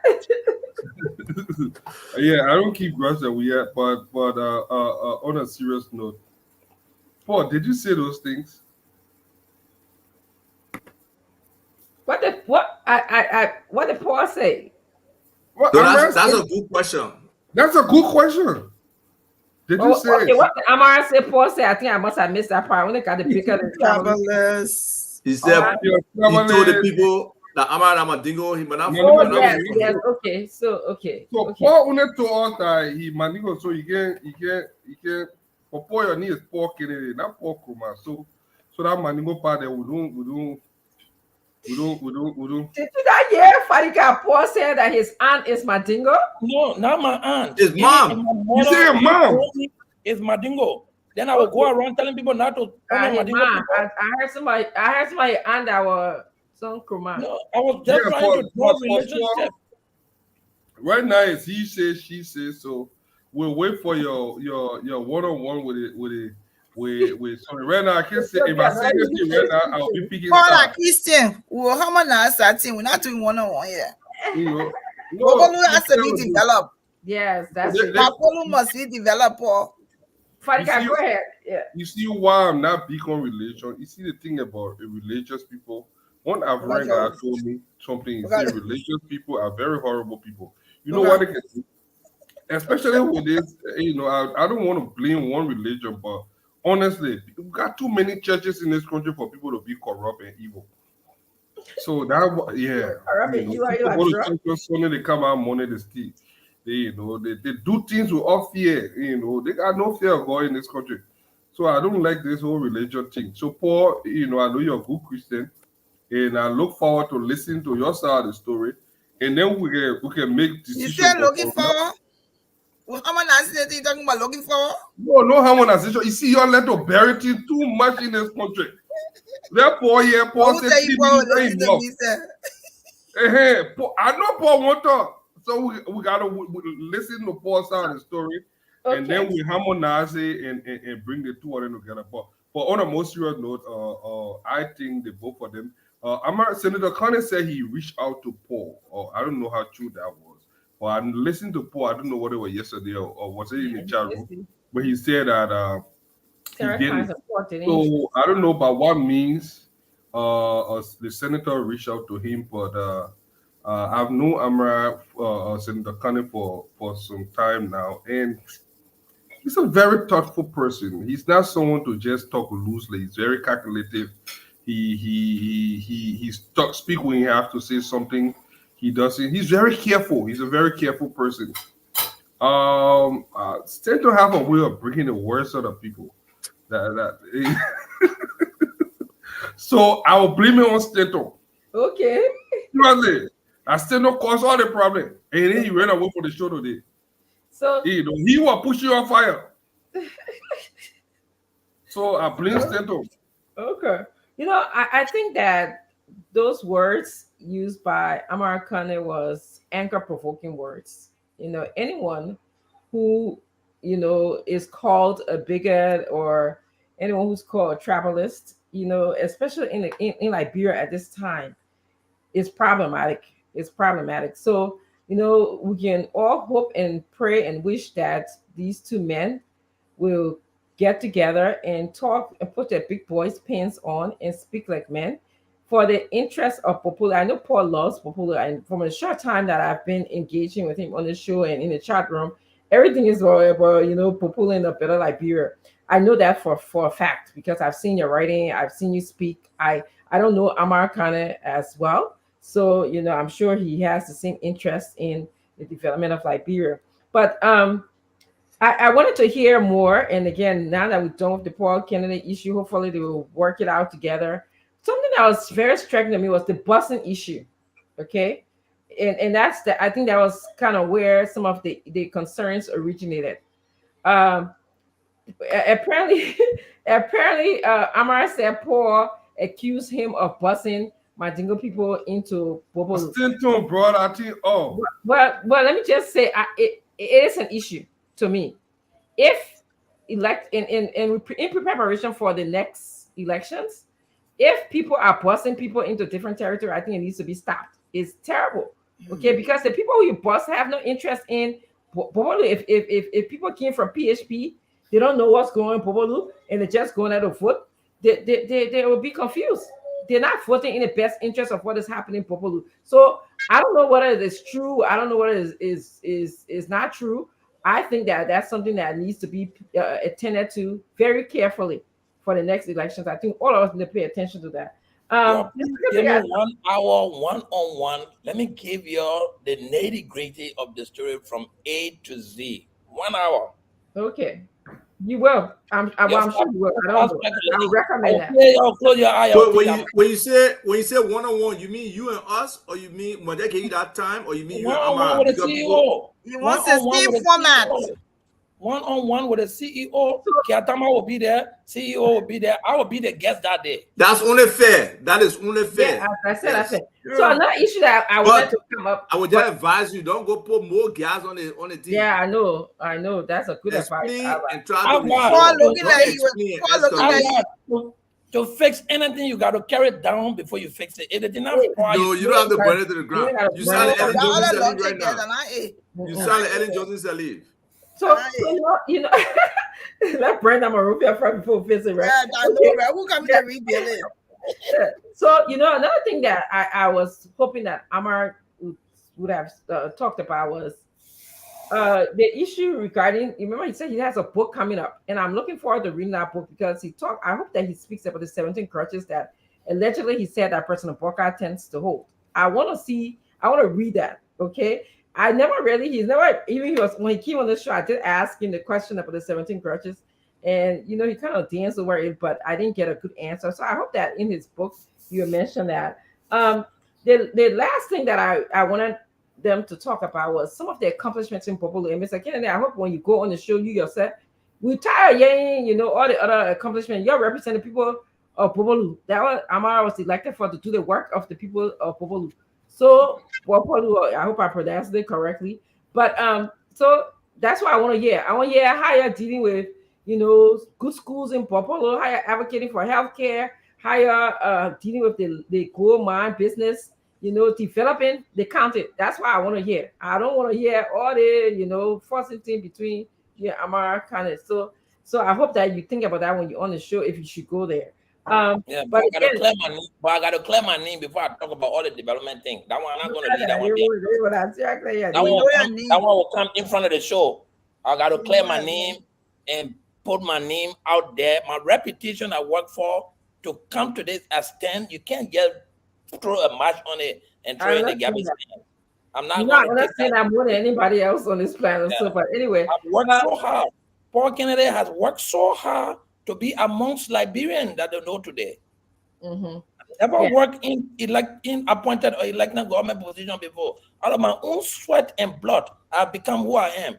You can't come here a privileged child and kind of ruin that. Nobody can ruin that. Okay, let me just talking like you. Yeah, let on the show. You're not throwing another bumble. Let be so that okay. Let's move on. If you don't have any other reactions to this story, let's move on. I have. There was a story in the paper today. I believe it was also in our chat room. I saw it. Our chat room. They say that Kamaya nominated himself to serve as the ECOWAS special envoy to Sierra Leone. I don't think that's a good idea. How can someone nominate themselves to serve as a special? But Dr. Richardson, how is that possible? You were here on this show when Senator Snow said that the ECOWAS chairman, commission chairperson, nominated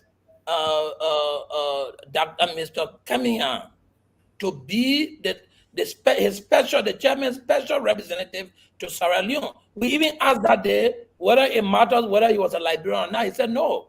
When the chairperson nominates, the person has to be a community member of one of the ECOWAS states. So it is the chairman prerogative to decide who he makes. Today, the chairman can call to say, as a Vatuba, going forward, you are now nominated as the ECOWAS special chairperson representative to Mali or to Ghana or to Liberia. Thank you. That was Thank you for the Senator correction. I don't believe I was on the show that day because I happen to be home today on Monday because. So who is that person that nominated him? Good question. Who was the person? The chairman of ECOWAS. Okay, so but what do you? I want to start with Mr. Jackson. Do you think even if he self-nominated or somebody else nominated him, given the history that he had with abusing a woman in New York and leaving the United Nations position where he represented Liberia, do you think he should still be representing Liberia at ECOWAS? So let's go to the root. Mm-hmm. I want you to go back to the article. Who wrote the article? It was written by a guy called Julia Jessen. Okay. It's a political hatchet man. This is a hatchet job. Okay. Okay. So this is not any kind of independent, credible journalist who wrote the story about Kimaya appointed himself. I mean, I dismiss it out of hand because it's written by a political hatchet, Julia Justin. Just look at the byline, right? So Kimaya supposedly has problems, right? So in the Wei administration, it's a close confidant of the president, and I see them, they're very close buddies right now. But there's some outstanding matters. I think Kimaya needs to try to exonerate himself, right? Because it's an outstanding matter that will be within the psyche of people when they're looking at Kimaya, and he needs to resolve that problem. Now, what are the options available to the current government to ensure that Kimaya is held accountable or has his day in court, right? So that's something that needs to be done. So I mean, I don't like to get into these personal matters that have not been adjudicated in the court of competent jurisdiction. It's just, I mean, the woman who made the allegations, she needs to take it to court. Let it be an indictment of some sort.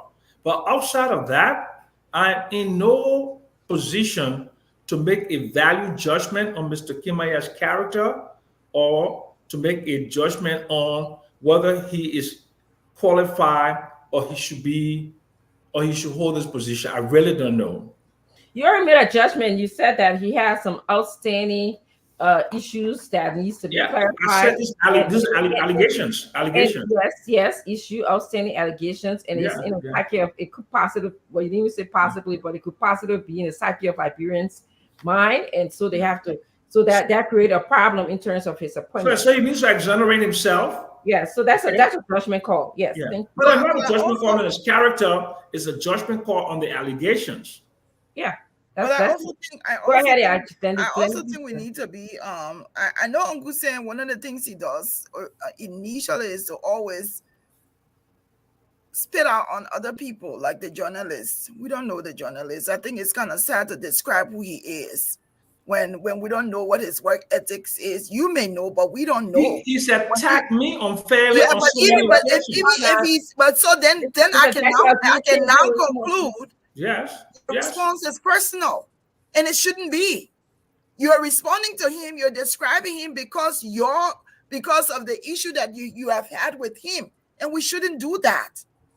We should. I just look him up, and I look at the different qualifications he had. I can't sit here and hear you. I don't know him from anywhere, but the fact that the way you describe him suggested to me that there was an issue with you and him, and you have proven that. You have to be objective in your disposition. It can't be because of what he said to you. So because he said some things about you, make it now that he's unqualified. That's I not never right. said he's unqualified. I said he's a How did you describe him? Man. So when you're saying somebody is hatchet, you're looking at a Liberian journalist and you're calling him hatchet. Okay, so do you know the understanding what I say about political hatchet, man? I know what you're saying is personal, and you should not be basing your He attacked you because he's on the opposite side of the political divide. He's a political hatchet man. That doesn't say anything about his character. When he's a political hatchet man. That's what he is. Well, I'll move on, please. Okay, I'm going to bring in Fadiga, and then Ava, and then Paul Kennedy, and then Dr. Brooklyn. The thing here is, I won't. It seemed like, because we followed the story with the alleged sexual scandal against Kamaya for years. I think Kamaya, he did himself a disservice. This is something that's going to keep lingering over him for years. And I think rather than running from it, I think he should have faced it head on. That did not happen throughout the 6 years tenure because he was shielded by the current administration. He was recalled from Washington, D.C., came, took on the foreign affairs, and we saw him come and go, and we saw those allegations keep following him. And to have something like that hanging over your head and representing Liberia or representing ECOWAS, I think I personally, if I would have addressed it in fine closure. So we'll keep hearing these things. I don't know Kamaya very well, besides some of the things we hear about him, but those are serious allegations. Whenever a female claim that a rape or sexual attack is something that we should not take lightly, and I take it very seriously, and I think he should have done the same. I think he should have followed this case. Now that he didn't do it, and we do not even know the the end of this case, I think he's going to keep following him. He can just do the right thing, face this lady, have this case, reach a logical conclusion, and then move on. Or else, he's a diplomat. He doesn't want this to be around him for the rest of his life. Yeah. So thank you, Fadiga, for your thoughts on that. I want you guys to look at the potential that it has for making someone with this type of sexual allegation scandal behind them a representative of Liberia's at ECOWAS. That's kind of we had a young woman on the show. She talked, but the important thing is about Liberia. What does it mean for our country to have someone with this kind of sexual allegation, representing us, if it is true that he is, if he's self-nominated or somebody nominated him? Abai, please answer. Okay, hold on. All right, so is it okay? I've been having somebody who been calling me on my phone for a minute. They wanted to say something about the previous conversation that we're talking about the rights. Can they just take a minute or so? Sure. Let it go ahead. All right, Mr. Hina, please go ahead. Oh, thank you, Abba. And thanks to the panelists. My name is Francis Hina. I'm calling from Canada. I was very moved by the suggestions made by Ava in relation to cooperation for us Liberians. And I want to admonish us. I think it's time for us to get past over this idea of us all being corrupt and we can make things happen. I've been in Canada for close to 20 years now. And I tell you, I was in Liberia in February. If I had a minute right now, I would be back in Liberia. Because I think all our people need is that willpower and that institutional framework, and they'll be able to work together. Us here in the diaspora, I don't know how can my brother Sam Jackson talk about people being, not being patriotic or uncooperative when it comes to business. I think we are. And that's why I always tell Liberians whenever I meet them, I say, who have come in the diaspora, if we didn't learn any other thing from here, let us learn how to coexist. Okay, caller. What happened in the past, I heard him mention about... All right, you got 30 seconds, Mr. Hina. Yes. Close up. Don't make this about me. I beg you. Don't make it about me. I'll give you an opportunity to name. I beg you. Because if we make mistake, you're not blaming other people. When you open a business, make sure you put a management structure. Have a in place. special show for that. I'm willing to contribute $1,000 today. If what we just said or what I heard today, if it's become to fruition, I will make my contribution today. Thank you. I know that we can make that happen. Thank you, President. We'll make it happen. You'll be our leading candidate. Mr. Jackson, I know your name was mentioned, so when I come back to you, can you please speak on that? I'm coming back to you, okay? Can I? Why is fresh? Can I go? You get ready to, I beg you. Yeah, you not forget. You not forget. Let me just finish what I was saying. Dr. Brubler, we're talking. Okay, go ahead. President, Yes, go ahead. All right. So the one thing, let me say this. I'm tuned on this whole trucking thing, right? Because when I'm in the River Says chat room, many of the people in River Says, they live in Monrovia, right? But they have presence in their county. So for those kind of people, I have no objection to them going back to the county to vote because they have the River Says Citizens Union. They want things to happen for River Says. They want positive things to happen. They want the lawmakers to do the right thing. So they want to influence some things.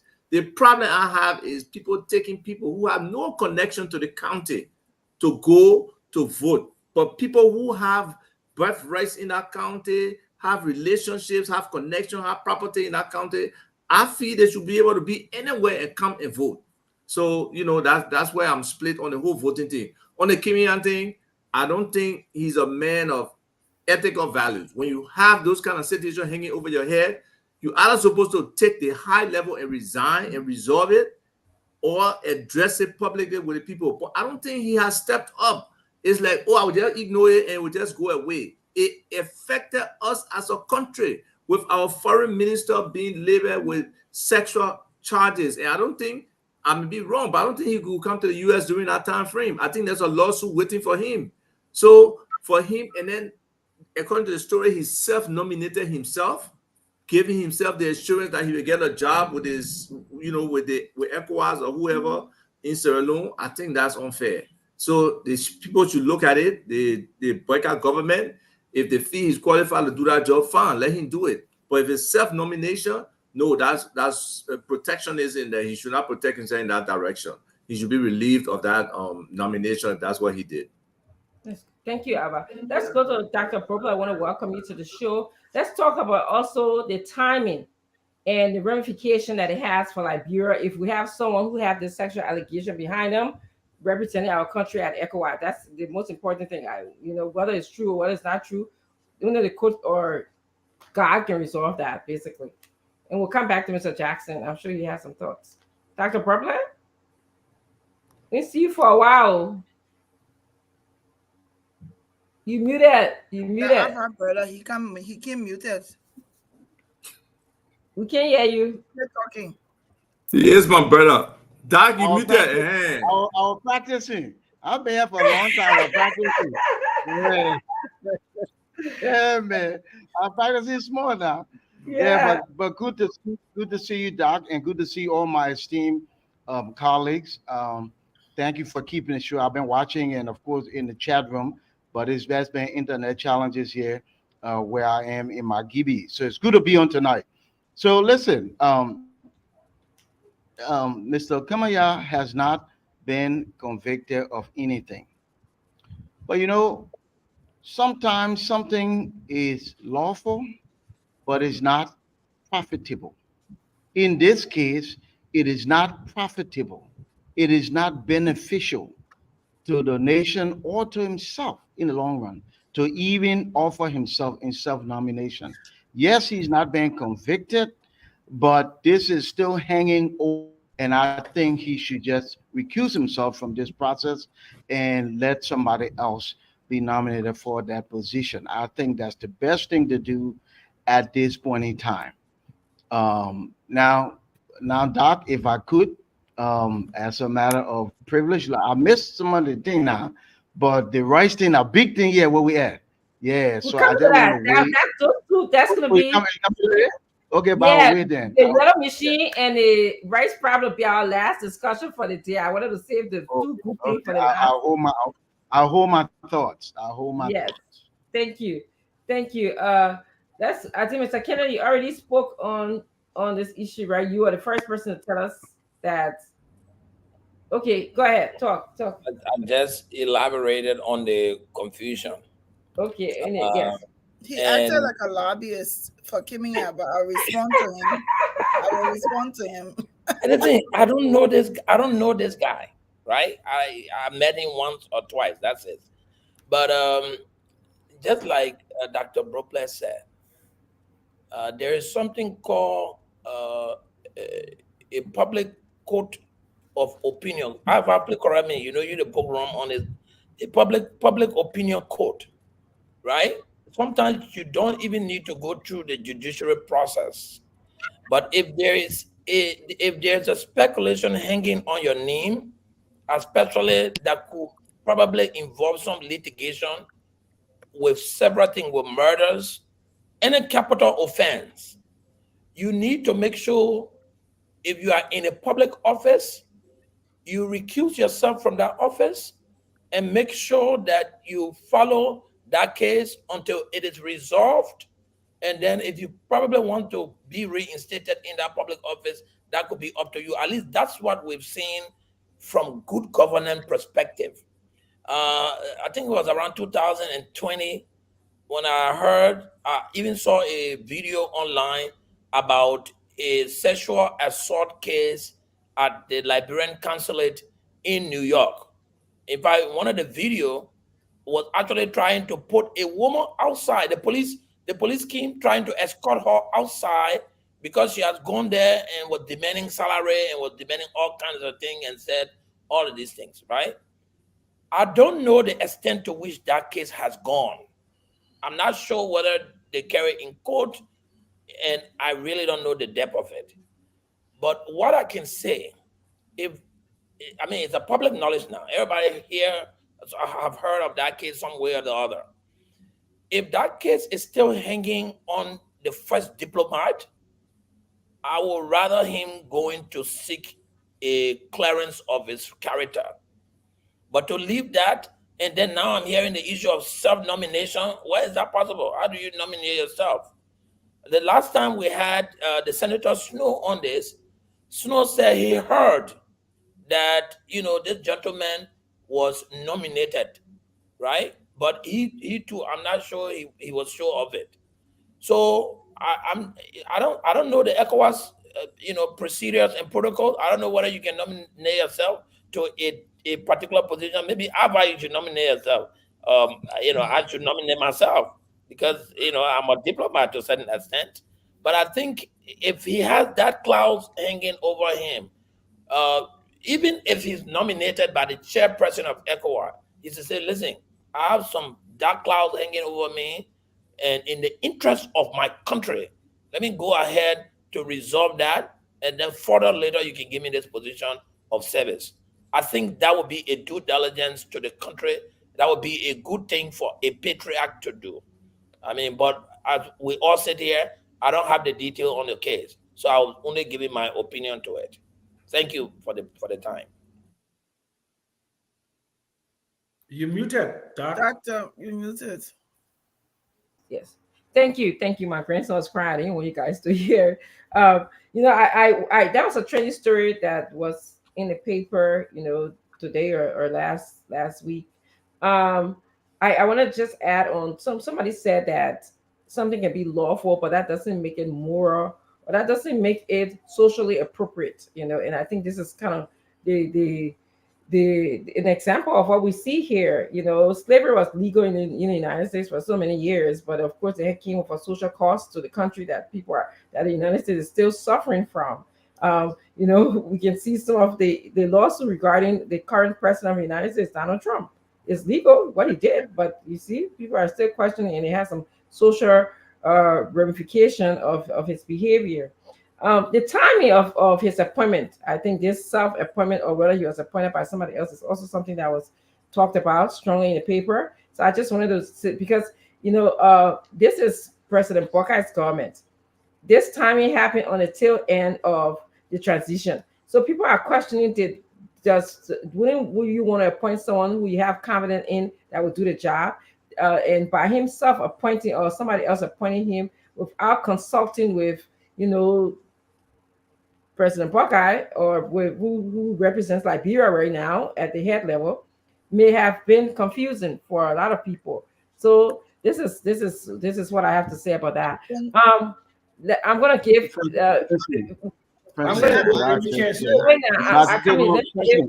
go one more round on this subject, and we're going to move on to the major subject, which is the rice importation and also the yellow machine. Go ahead, Sam Jackson. Okay, so Senator Snow, who is an expert on matters ECOWAS, was here.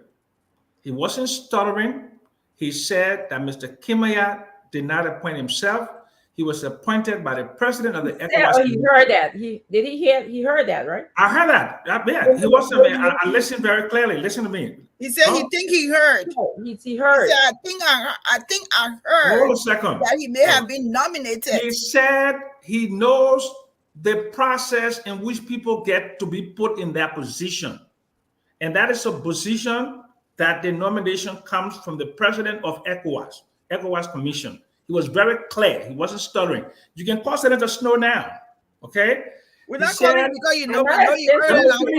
Why you can't let me talk? Why you can't let me talk? We're not calling. Oh my God! So you can't let me talk. You call Senator Snow. He said this is not a position where Liberia appoints somebody to. He said that. We're very clear about that. Okay. The second thing is I want to talk to the person who called Ava. I've been through that whole circle before. about raising money from here. 2 years ago, I put together an incorporation of the Liberian Diaspora Fund. They still have a chat rooms. Go at Sam Thompson, they stay there. Melvin Crawford, these are highly credible people. We did the incorporation and we did the research about how you can raise money. You can take people money in America. There are certain rules and regulations about diaspora funding. And if you're raising money up to certain quantum, you need to abide by certain regulations in the United States of America. You have to. That's the law. Okay? So when I'm speaking, I'm not speaking carelessly. I did the incorporation, the Delaware Corporation, okay, the Liberian Diaspora Fund. There were high prominent Liberians in that chat room, and we did the research and we met up with some obstacles. I'm speaking from experience. I'm not just. What are the obstacles? Be specific. Be specific. We're going to it if I get a time. I beg you. Okay, I'm going to it now. I can tell you the obstacles. Okay, thank you, Mr. Jackson. Thank you. We did the research. We brought in somebody who was already doing it. A Guinean American. Yeah, okay? I'm very sure that I must say that they're doing research and this is a process. So I'm sure they're going to research all of the IRS and all of the laws, Liberian law. Don't say they will. They have to before they come to us to collect our money. They have to have the knowledge of it. But they have to come to us. You have been disingenuous. We've been talking about the thing for a while. If you had engaged other people, you have researched it, and you have faced the obstacles, you should have put down the table a long time ago. Otherwise, you must have that discussion there, Abba. You must have that discussion there. You must have that discussion there. You've been on air. You've been on this panel. You've been in the chat room. But listen to me. It was not my place to provide you knowledge when I'm not a part of what you were doing. You are Liberian. We say Liberians. We don't specify. You think I gave you free knowledge? No, don't let me. Let's move on. Let's So I'm saying there are rules and regulations governing the collection of money for investment. Okay? There is. Please. I'm here so let me hello everybody. Hello to Fatima. Welcome Fatima as well. Thank you, Fatima. Welcome, Fatima, the viewers and the panelists all over the world. Fatima is here today. Yes. Let me just go to the Kimia stuff because I want to say here, and I don't want it to be like coming after Uncle Sam on everything he says, but Uncle Sam, there are qualified Liberians just like you. But did I see that? Did I say they're not qualified Liberians? Just like you. I said they're qualified Liberians. You cannot be the only one with all the knowledge. I never said I'm the only one. I never said I'm the only one. There are 10,000 more than me. I didn't give you the names of the people that are in chat room with me. Please mute Uncle Sam. No, why you're always attacking me? It's not correct. Don't be attacking me like this. Mute him. I'm telling you something. Now your time to talk. Glenn, go ahead. So let me just say here on the Kimia stuff, when Senator Snow was here, he was not definitive. He did not say. What he said was that this is what I know the process to be, and I have heard. Unless we have tape recording to hear that he said it definitively, then I would say, okay, I heard him wrong. Call him. But also, I'm just saying, I'm not going to tip or tap because I can go there with you. Please, let me speak. Stop it now. Enough. Jesus Christ. And I tell you today, I'm trying to be solemn. You just pushing my button. No, stop it. You must say you 70 years or you almost 30 years older than me or how many? Let me Gosh. Yes, man. So listen, I would respect your partner. Respect your partner. Stop. Respect your partner. Yeah. I respect my pa. But my pa will not tell me he will fight me. How my pa will fight me?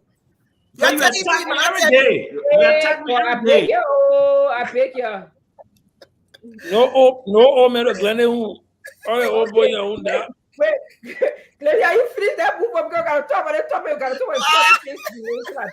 No, so listen, they give me a thing. What I want to say is And I heard Paul when I started to pour that Paul was being a lobbyist for Kimia. The reason I said that was because he made it seem like, oh, because the ECOWAS president, we've heard that he nominated him, so it's okay. I don't care who nominated him. If this man has a lot of clouts all over and all around him, who doing the we are government, nothing was done. It was ignored. Don't forget about Nat Beja's daughter that was Yes, raped. yes, in Don't Nigeria. forget about that little girl that was raped. And the government of Liberia did nothing. It was under Kimaya's rule as or when he was Minister of Foreign Affairs. Nothing happened. Correct. I think regardless of who nominated him, the government of Liberia can say no, he is not the one for the position. Case closed. He should not be there. If he let him go and fix his issues, let him, like Ava said, he's been totally mute. Totally nothing he said about it, as if to say he owes nobody no explanation. He worked for the Liberian government. He was representing Liberia. So he owed it to us if this story has come out in the public to say something.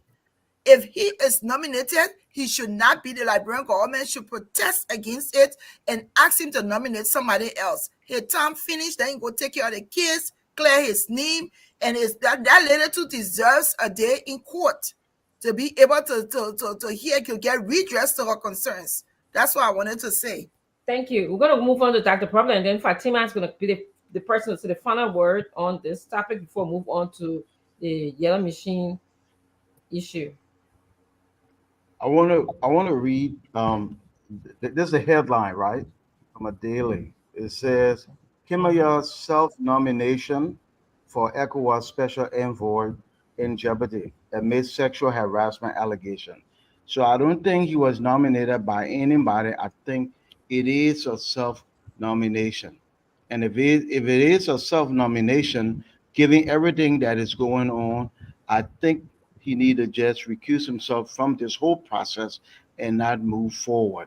I don't believe Senator Snow can say with any authority that Mr. Kimaya was nominated by anybody else. So I think it's a self-nomination, and I've said what I had to say about it. And I think he should remove himself from this process. Thank you. I'm going to go to Fatima. Fatima, welcome to the show. How are you doing today? Hi, Hey, Fatima. Doug. Hi, hi, everyone. We miss Hi to you. all of the panelists, of course, and to the viewers across the globe. I just want to say hi to everyone. We are grateful to be here today and to be a part of this. With regards to Kimia, I just feel like the president and in this government reserves the right to put people in position that they choose, and if they don't want you to be, they don't have to. I don't care who is ECOWAS to come and say dictate to our nation on what to do. I mean, we could do it based on our relationship with them, but we don't have where it's not a must that we do it. It's not a must that we do what they want us to do. I mean, who are we? Who are they to say who, when, and where? And when we come here, let's just give each other the chance to express ourselves and to be, for us to, all of us to sit here when someone is talking and we do not interrupt. They shouldn't interrupt them, uncle. And before we come here, if you have a headache, take your medicine. So when you come, you slow down, you listen. Nobody should smoke jamakbai before they come on this show here. The show is a public show that we are here to educate our people. I feel like the government reserves the right to do what they want to do at this point. Okay. What is Thank legal? you. Thank you. Thanks, Fatima. So, Dr. Problem, you said you wanted to mention some of the rights issue. We had talked about it during the course of the week, and we talked about it a little bit when the show opened regarding Liberian feeding themselves. You want to just add your thought and comments before we move on to the yellow machine issue?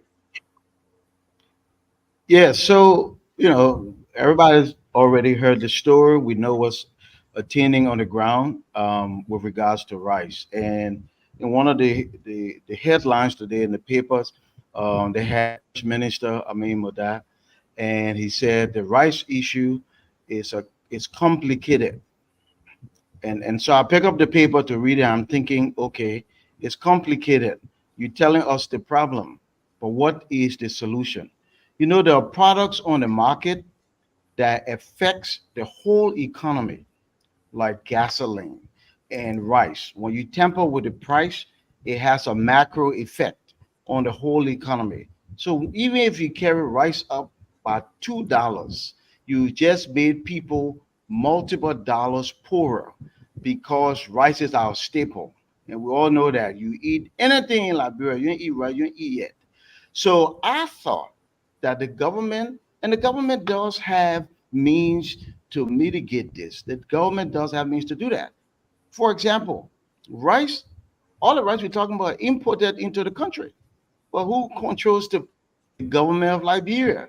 So what do, you credit all of the importers $2 per bag, and so they sell the rice for the same price. In other words, you subsidize the rice in a creative way so that it doesn't put pressure on poor people. Because once you increase the price of rice, you just made people poorer. The disposable income is smaller, the purchasing power is less, and so is the value of the dollar. So I hope the government can correct this. Rice, gasoline, those critical commodities, try not to mess with them because it affects the whole economy. Yes, thank you. All right. It's okay. We'll move on to the yellow machine story because that's what when the beginning of the show, everybody kept on calling and they had concerns about this yellow machine. It's all over the internet. We talked about it, and we'll be talking about it because there's more to come about it. I'm sure Center has more factual text messages, communications between people that I don't have, but that will be discussed when he's here. So let's start with Mr. Jackson.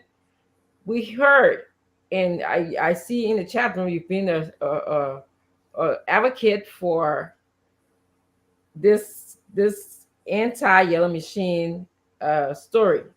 You feel like Mr. Buckeye, President Buckeye, is not going through the proper. That's what I gather. Actually, I won't say you feel like, but I gather that from your writings.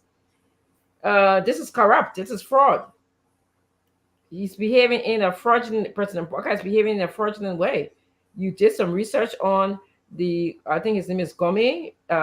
He's a South African, and you felt like the president, based on your writing, I deduced that the proper channel was not followed, and we shouldn't utilize this man from South Africa to help us with getting yellow machines. Okay, first of all, I never said I'm anti-yellow machine. So let's just get that clarification. I'm pro-yellow machine.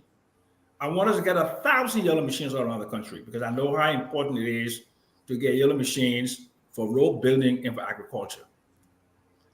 What I don't want us to do is to bypass or go to the illegal means to get yellow machines. Number one, there was a video that said clearly, handover ceremony. I heard the voices of Mr. Robert Gumedi and Minister Mamaka Ability say they're turning over these machines. We heard nothing further about these yellow machines except in our chat room when officials of the government came and said they were on the way.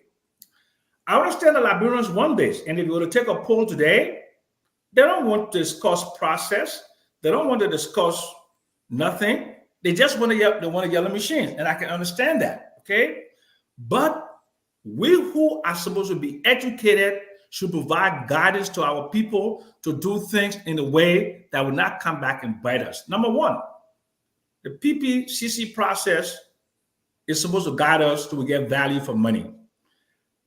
I may not want Chinese yellow machines. I may want John Deere or based upon the specifications, right? So that's why we have the PPCC process. We have international competitive bidding over a certain thing. The other thing is the fiscal imperatives involved. Is this a loan? Is this a grant? If this is a loan, what is the interest rate? Is it based upon concessional terms? If it's not based upon concessional terms, what is the interest rate? It says you're serious. And then, of course, we have to look at the fact that you have to look at the applicable budget, the budget, 2024 budget. In the 2024 budget, I've gone through that, and 1 I minute, don't see a Mr. space. 1 more minute, okay? Okay, great. Okay, and I don't see a space for them. So when I saw all of the when I didn't see any of these check marks, that tells me this is a fraud. This is a fake deal. See? Because if it's truly a deal that is transparent, guess what? We hear an announcement, and then the last thing before I go, the Unity Party officials are their communication all over the place. You said 1 minute. You said 1 minute. You said 1 minute is not over yet. I got 30 more seconds to go. I'm checking my time. Okay. Everybody is talking. They should let Jeremy Pierre and or what her name, Kula Fafana do her job, or let President Barker announce something that monumental. Not that the people in the chat room go all, including the NPA managing director, making remarks that this is a loan. It will be funded by the National Road Fund. They're all over the place. There's no coordination. Is your 1 minute over now? Yeah, yes, over now, yes. Thank you. Thank you. Okay, let's go to Glennie, your point. Really, honestly, I really having followed except for what I read in the chat, I really have not followed the Yellow Machine story. I also read the statements from Amara and Senator Conner and Senator Dillon today. I would hope that I just looking at it would hope that there's a process for the government to be engaged in getting assistance from other countries. And I will also hope that the process is being followed. Anything short of that will not be correct. Why it is that Liberia needs all the help that they can get. We're excited to see this. My point would just be that whatever the process is, I will hope that this process has been followed. So I will listen because I really have not taken the time to. The noise about the Yellow Machine is just so much out there that you want to be careful on what you say and how you say it, and know what it is that the government is saying as a statement concerning these machines. Okay, Brandy, thank you. Fadiga, and then Ava, and then Dr. Brooklyn. Kennedy, Mr. Kennedy, and then Dr. Brooklyn, and then Fatima. One thing we are not saying is that nobody can disagree that acquiring those machines is a bad thing. We all agree that it is needed and we want it. If Uncle Sam is looking at the procurement process, whether he wants John Deere or Caterpillar or American company versus Chinese company, those are all good things. The bottom line here is it is the duty, the prerogative of this government to go around and sort these things, whether a concession. If we reach to that point where the legislature is not informed, where it's not given a chance to go through the proper process, then we can make start making these speculations and things. But other than that, we cannot just look at a 1 minute 19-second presentation at a ministerial conference and just go around running around. Oh no, they come here again. They think it's something. You are throwing a problem in search of a solution. It isn't a problem yet. Let it become a problem, and then we can discuss it as a problem. Until then, nothing, no crime. The government have not committed any crime. The government have not given you any draft to say they signed some agreement. Yeah, people will be speaking here and there based on speculation out there. I will wait like you have always done. Say you want to wait. Let us wait. I spoke with some folks in the government today. I don't want to jump ahead of this thing yet, but I know that President Boyka that I supported, I know that he's not a careless and reckless president like his predecessor. He's someone that has been around for long. He knows how these things work. So I will wait until the government come up with the final proposal, and then we can all argue on it. But for now, let us enjoy those beautiful 85 video of those 285 trailer, and let us all wrap our hands around it and pray that that somebody would be able to give us those amount of equipment, whether it's a concession, whether it's a loan, whether it's something. The fact is, there are some countries that even if it's a loan, they are not even qualified to get that loan.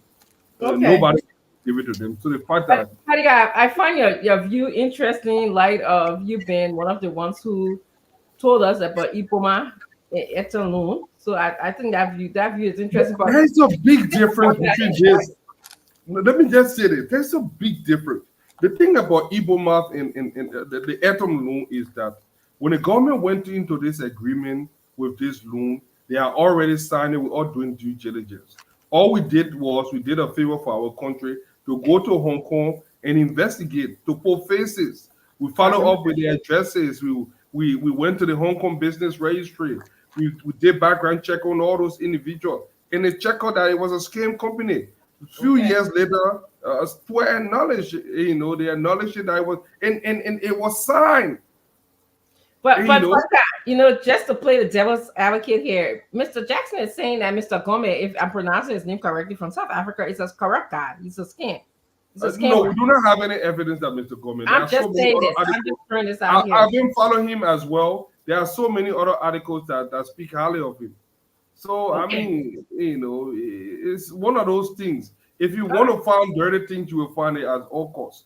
But why can't you just embrace the fact that somebody out there is thinking about bringing us 285 machines that we desperately need? Okay. And then we can start talking about how we pay for it and all those other things. Thank you. Let's move on to Mr. Tokwa and then Mr. Kennedy and then Dr. Proctor and then Fatima. Mr. Tokwa,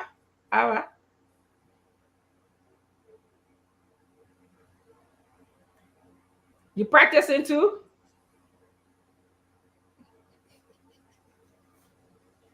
It's difficult. Look how probably happy that I'm practicing here.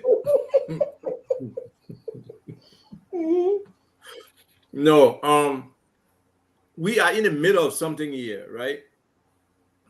I'm saying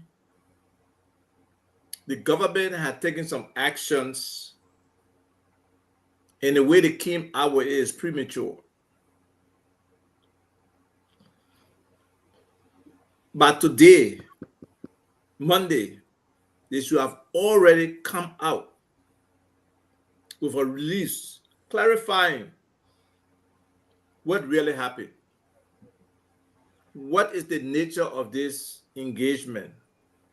Who are the key players? Is it a loan? Is it a grant? Is it some other arrangement? Is it just a gift?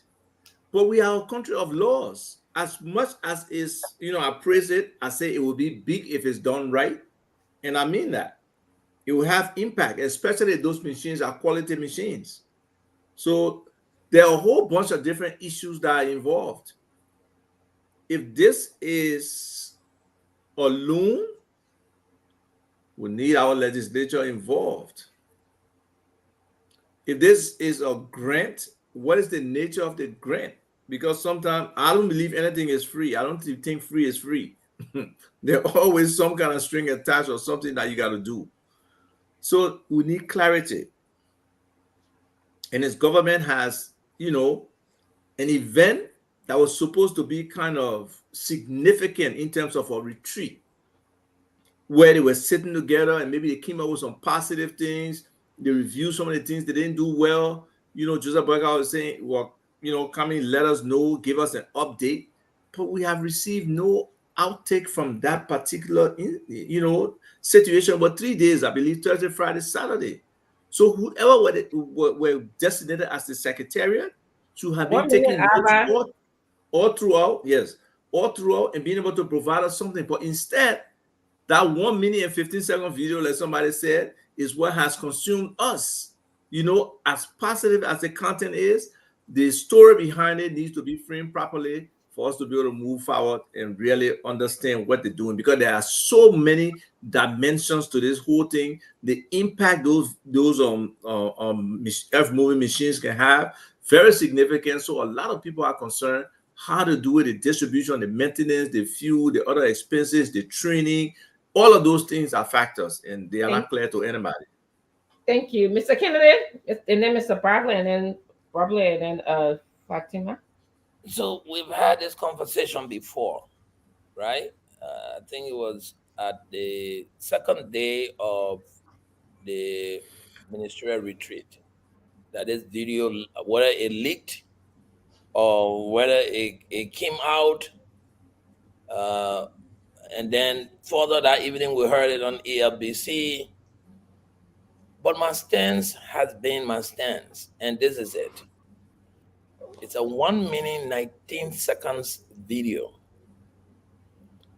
Uh, the characters in that video, the Minister of State with our portfolio, the Minister of Public Works, Mr. Sung Ming, who is the president of the Sandy Group,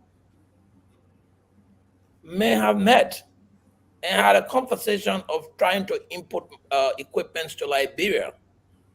Maybe even our Minister of State may have gone there and solidify the handshake and the deal. And then with that understanding came to make a presentation at this big first ministerial complex, a ministerial, interministerial retreat as a way of, enlightening the president and getting the handshake and, being the president of the day. But has the deed been crossed? I will absolutely not think so. Because equipment of that magnitude being brought to the country, in my knowledge, the Senate will have to know about it. Of course, the Liberian people, through the Minister of State or the Press Secretary or the Minister of Information, will have to know about it. And we will have to know whether it's a loan, whether it's a grant, whether it's a gift, whether it's a gesture. Call it what you may, right? So I don't think we are there yet. And my position remains the same. Let's wait until we get there. I mean, it's good that we are flagging it out. We are talking about it on Spoon. We are trying to create sensitivity so that the Liberian people are aware. That is the job we should be doing. But I don't think we should have a fixed opinion on it, since in fact we don't have the details. The details are still wrapped up in a white cloth, hiding somewhere under somebody's arm. So let them roll it out for us to be able to understand it before we can make a final decision. That was what I said that day, and I've said it again today.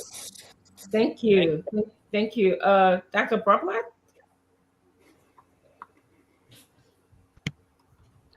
So we live in a country where most of our roads are not paved, and we have serious maintenance problems. Yellow machines are necessary, like very necessary. The struggle I have, though, is the way our government handles these things. So we're on this show tonight, and we're asking basic questions, right? Like, is it a loan? Is it a grant? Well, we're asking this question. Fuller disclose. I think if the government get into a practice of full disclosure, not only will the people be more informed, it will be less questions, more cooperation, and they'll get a whole lot more support from us. Is it a loan? What's the interest rate? Because we all know that interest rate becomes a burden on the government, and then it reduces the amount of money government has for other things, right? Is it a grant? What's attached to it? Because like I think Alva said, nothing's totally free. Anybody who did economic 101 said you ain't gotta go far, said nothing's free. Everything costs something. But fully disclose, I am particularly interested in what are we gonna do with it? Where are they going? Because all of our counties need roads, especially the southeast. So how is it going to be? If you tell us all those things from the inception, we will be not only informed, but we'll be inspired, we'll be excited. And then we too can become ambassadors for the government, help tell the story all over. But this centralized government, I continue to say, has failed Liberia. It's not working. We got to decentralize. We have no place of best practice. So it's always Monrovia. And if they mess it up, then we all just go messed up for as long as they keep messing it up. So decentralized small. But these yellow machines, they need it. But tell us now, where are you going? You know what I mean? Tell us that and tell us how we got them and how we're going to pay for them if it was a loan. Tell the people because it's on behalf of the people and it's our money eventually that's going to care for these things. Fully disclose. Don't just say, oh, got a yellow machine. Then we'll all just go start dancing in the street. Tell us everything about a yellow machine. And then we'll put this to rest and move on to the other important things that we have to deal with as a country. Okay, Fatima. So, I mean, it's good to have a responsible government. I'll be the first to say that I would have preferred that the government, elaborate and explain before the yellow machines were showcased.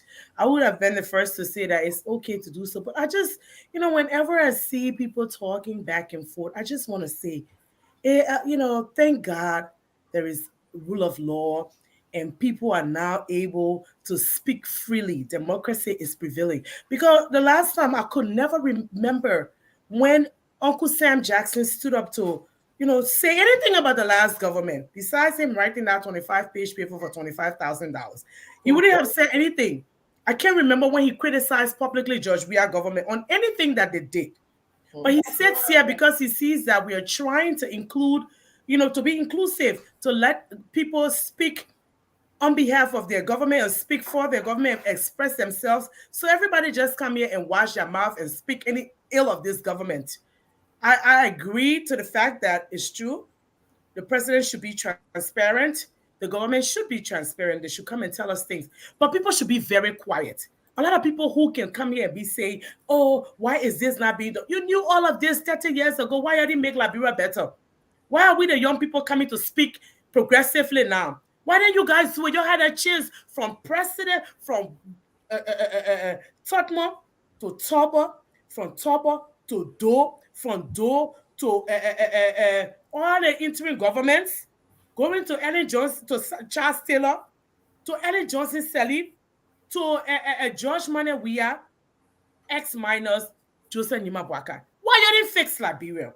I mean, we can say it's frustrating sometimes to come here and see people criticizing. Yeah, what there, same barrows, same 1970 were there. 1 minute, Fatima. Yeah, my 1 minute was something. Why you didn't do anything? I want you to talk now. This one directly, I'm talking to my Uncle Sam. Yeah? Why you didn't do anything? You work in every government from the time I was born, 1973. You've been working in every single government. Why you been made our country? You're trying to make the country better for and start criticizing the other government. Okay, thank you. Thank you. I want to just give my point of view on this issue. I think that bringing yellow machine to the country is welcoming. I love it. We've talked about how terrible our rules are. Our experience is really bad. But the issue is not about the president initiative to bring the yellow machine to the country. It's about the transparency of the government, the full disclosure, and what possibly can happen when you have a government that is full of secret and that is not practicing the rule of law, it's not respecting the laws, the system, the Constitution. We have to think. We come from a government that says so say one, so say all. And part of the reason why we had that type of government or that type of practice in our country was there was a lot of secrecy involved. There was nobody asking questions. So say one, so say all. Everybody agreeing. So I believe actually that having a good system in place would have allowed some of us to champion this cause. It's a wonderful idea. We all want to sell it. We all want the yellow machine. But to just put a video out there, no explanation, we see people talking, we don't know the background. People can say we don't know all the information, but we do know some information. The information that they gave us is the one that they have on the YouTube video. That's sufficient enough. In that video, if they would have said we have worked with the PPC, or we have worked with our legislators, and we are coming up with an agreement to make these machine available to our Liberians to fix the road. I mean, we're going to be behind it. We're going to champion this. But we hear nothing. We just hear from people saying, oh, this is what the agreement will come for. This is what we're doing and stuff like that. It shouldn't be like that in our country for us to move forward. You look at democracies around the world. See how they eroded. Let's talk about, Hitler. When Hitler got into power, he started, dismissing all the rules, changing the rules and bringing his own laws in the place where he killed, the Jewish people. Let's talk about Putin. Putin thinks he's so powerful, nobody can tell him nothing. He can go invade, Ukraine next door. This is what we want to avoid in our country. Okay, we want opportunities. When you have transparency, you limit the opportunities for all, because only certain people can know the rules and the laws, and only certain people can apply to be rice importer. Only certain people can apply for different contracts that should be available to all. So that's my view. I like the idea of the yellow machines coming to Liberia. I want them to come. I just want us to be clear about it, be transparent, have press conferences about it, and say all what we need to say to make the Liberian people happy. That's what I have to say. It is 6:38. I know Uncle Sam wants to respond. So we'll go again. Let's move into our closing, because by 7 o'clock today, my Memorial Day, I must say I got barbecue waiting for me. Aside, I won't go eat, and I'm sure all of us have company and barbecue waiting for us. Aside for your like bro, Dr. Problem, we'll save you and Sport Canada barbecue when you can, and Fadiga barbecue when you can go get Yeah, man, we got our roast meat, yeah, man. We have our roast meat. We can go today. We all right. Big fish. How can I beat that?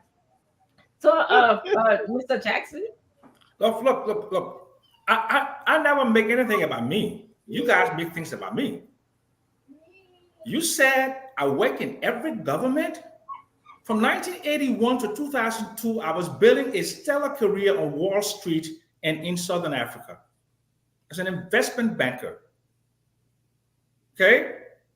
That's how come I got a great social security retirement almost at the top level. You have the nerve to talk to me about being in every government and being old when you are backing an octogenarian as president, and a Minister of Graceby is 75-year-old Minister of State.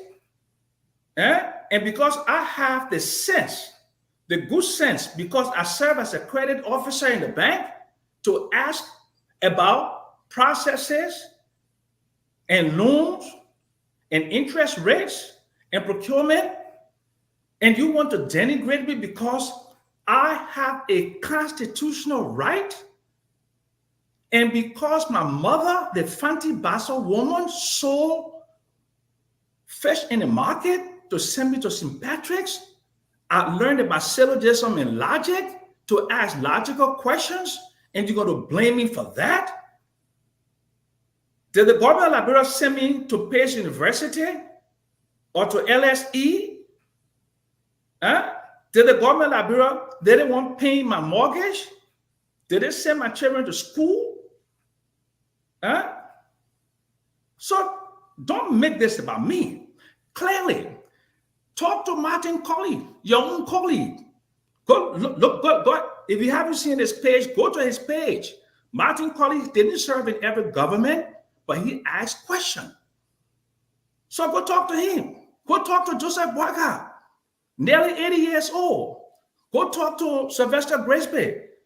Go talk to the people who are making this miscommunication and they're not allowing Jeremy Pierre and what her name, Fulak, for Fana to do their job. Something of this magnitude should have been announced by the president of the nation. I support it. I want 1,000 machines.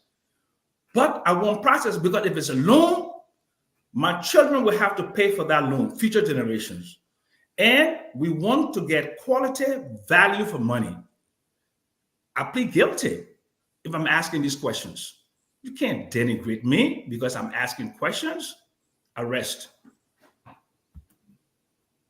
Thank you, audience. I want to take a minute and just highlight some of the importance of all of our panelists here today. I want to tell you that if you, Glennie Genius here is a nurse. She's been a director of nursing for a very long time. Her son runs, and he's won lately. She's the mother of Champ, and that is quite an accomplishment. Fadiga been in the media business for quite a long time. Fadiga is an esteemed analyst. He loves Liberia.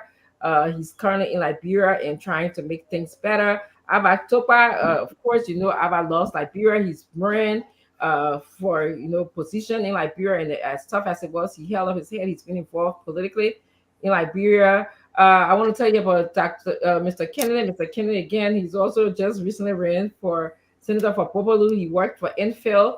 They make sure that they take care of all of the diseases. He just recently advised on how to proceed with the helmet measure that was put in place. Of course, the esteemed Dr. Butler, who we have communicated. He has a degree in psychology, economics. He's graduated from Cotton University. He's working in Liberia now. He's heads of department at a major university in Liberia. Fatima, my own sister here, is in the mental health human services business.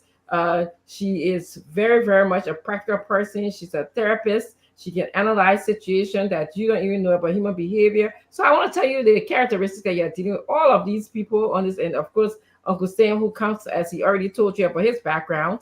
I don't want to go into it as much, but I think I want to just say that it's important that all of you as Liberians have contributed one way or the other to our welfare and to our country. So I'm going to go to, and now that I said that, you guys don't have to tell us your background and all of that stuff, except if I missed something. So Glendy, please proceed with your closing.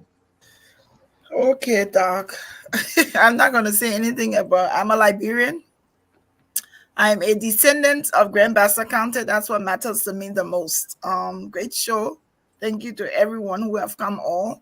I continue to say there are a lot of Liberians who know a lot. We have a lot of experts from Liberia, regardless of who we are. Some people, they're silent experts. Some people have experiences in things that they don't talk about. But regardless of where we come from, we must be able to heal people of expert knowledge. The things that Paul Kennedy know, I wish I knew them. The things that Dr. Francine know, I ain't going to school again. My son was telling me, Mom, go to school. No, I ain't going to school again. The one I learn is enough. We have to be able to get to the place where, gone are those days where people were not as open and assertive as we are today. Today, we can boast of the fact that Liberians are very assertive. And we can also boast about the fact that we have a government who I can say to some degree is tolerant, that we are just talking. We're criticizing them everywhere. We didn't have that opportunity 6 years ago or in the last government. So I would hope that the government takes notice of the things that are being said, and they hear what the Liberian people are saying and they do something about it. The fact that we get against this government, we only want them to do better. And we're happy that we have the opportunity to criticize them when it's not right. Thank you, Dr. Richardson. It was good being on. Thank you. I'm gonna go to who came second on the that Fadika or Ava. I missed it. Ava, Fadika. Doc,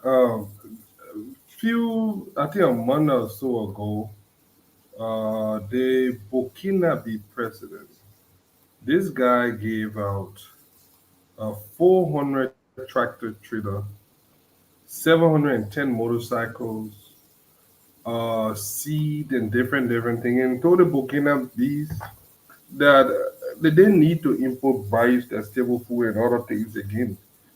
They need to grow their own food. This is how a serious president behaves. When I look at President Boyka and I look at this initiative or something, a lot of people that are against this right now know that this is a game changer. If you put 285 tractor trailer in Liberia, the decision in 2029 have already been made. They know it. People will do everything so that we can look. Everything in Liberia is politics. Sometimes I wish we could just look at the reality and work on things that will help our people and avoid the politics. But everything in Liberia is viewed through the lens of politics, how many vote I can get. Major decisions, even with the pimping, with the motorcyclists, everything. And people calculate politics before doing anything. They know it. You put 285 machines in Liberia right now, 2029 has been decided already. The Burkinabes did it. Imagine if this was Burkina Faso right now. In fact, they're not even talking about a Burkina Faso, they're lining up there right now. If this was Liberia, will be rallying against this. Oh, no, that ain't what. No. We need this thing. We want it. It needs to come in. I mean, working on the modality, whether a concession is a loan, even Americans, The Americans borrow from the Chinese. They are indebted to the Chinese. Not all debt are bad. Yes, we want them to go through the process. And I don't think this president is reckless. I think because we had last 6 years of bad governance, we just have this pessimism when it comes to government that everybody is bad. We cannot keep doing this, that government is bad, everybody is bad, so we should all allow it. They are even as bad as the weird government was. There were some good people in that government. I don't care how bad the government is. There are people in Liberia that you can put your finger on and say that person is trustworthy. Let us, be positive about our country. Thank you. Because the more we keep doing this thing, the more bad things will keep happening, and the more we'll be carrying on subversion against our own country because we do not want this person to score political capital. They know it. They had an opportunity, but they chose to go behind Eton. Two crazy Chinese people that scammers that had no business, no office, nothing. They went to the other Burkina Faso guy for the Igbo mouth guy. That guy had used something, but did you read what the guys they were putting her into? The loan with Igbo mouth, it was different from Eton. We shouldn't confuse it. The Eton loan, if you go back and read the Igbo mouth deal, it worse. So we should not compare the two. A lot of people will be playing politics with this because they do not want this thing to come because it is a game changer. 285, it's over. Thank you. Thank you, Father God. Abatokwa. We're closing, everybody.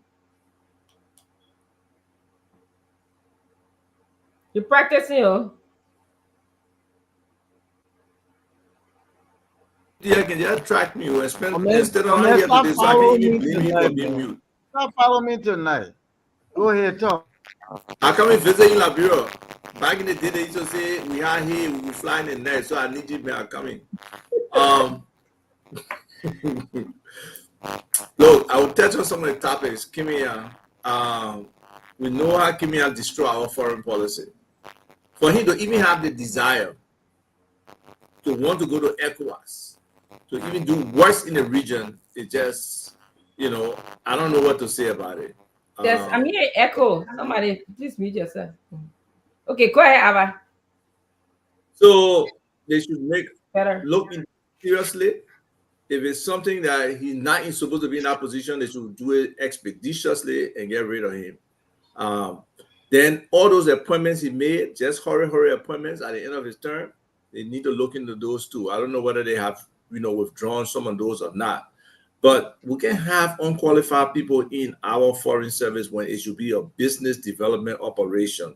We should have, if I was just I would appoint 10 envoys to every state in America, just to get people, to bring business people, to attract things to our country, So it's just up to this leadership, man, to really put some things out there and put some things straight. Yellow machines, again, the idea of getting 285 yellow machines on the ground in Liberia is phenomenal. We're not disputing that, but we are a country of laws. And when our leaders are doing these things, they should take consideration of the right processes and the other branches of government are involved in this decision and the interest and concern of the people. Yes, you may want to give hope to the people, but hope comes with a responsibility. And that responsibility is transparency and accountability and clarity to the people. So I hope that can happen. On the issue of rice, look, this is a national security issue. And there are several national security issues. I will touch on another one just now. We should really look at it and see how we as Liberians can help to find solutions to our own problems. Look, we have enough competence among us to start to build, whether it's in the private sector, whether it's in government. If we have the right people there, we can make a significant difference. So we look to really pushing this rights agenda, engaging, the Minister of Commerce and other people, and just us as Liberians being able to put our money where our mouth is, because we got big mouths. Let's try to back it up today with something and try to get this done. One of the things I'm hearing, all of this coming from the RIA area, is that our security at the port, at the airport, is not Liberian security. So I don't know if that's true. Huh? One more minute. Yes, I don't know if that's true or not, but it's something I will, try to investigate and look into to see whether we're putting our national security in the hands of Nigerians or Ghanaians or other people, and especially with the kind of trafficking that going on in the region, what kind of control we have. We know there was some drug incidents at RIA at the time. The security issue was not clear, so we don't know. Another issue at RIA is the DHL payment over there. DHL is making more money than the taxes on those things, those packages that are coming.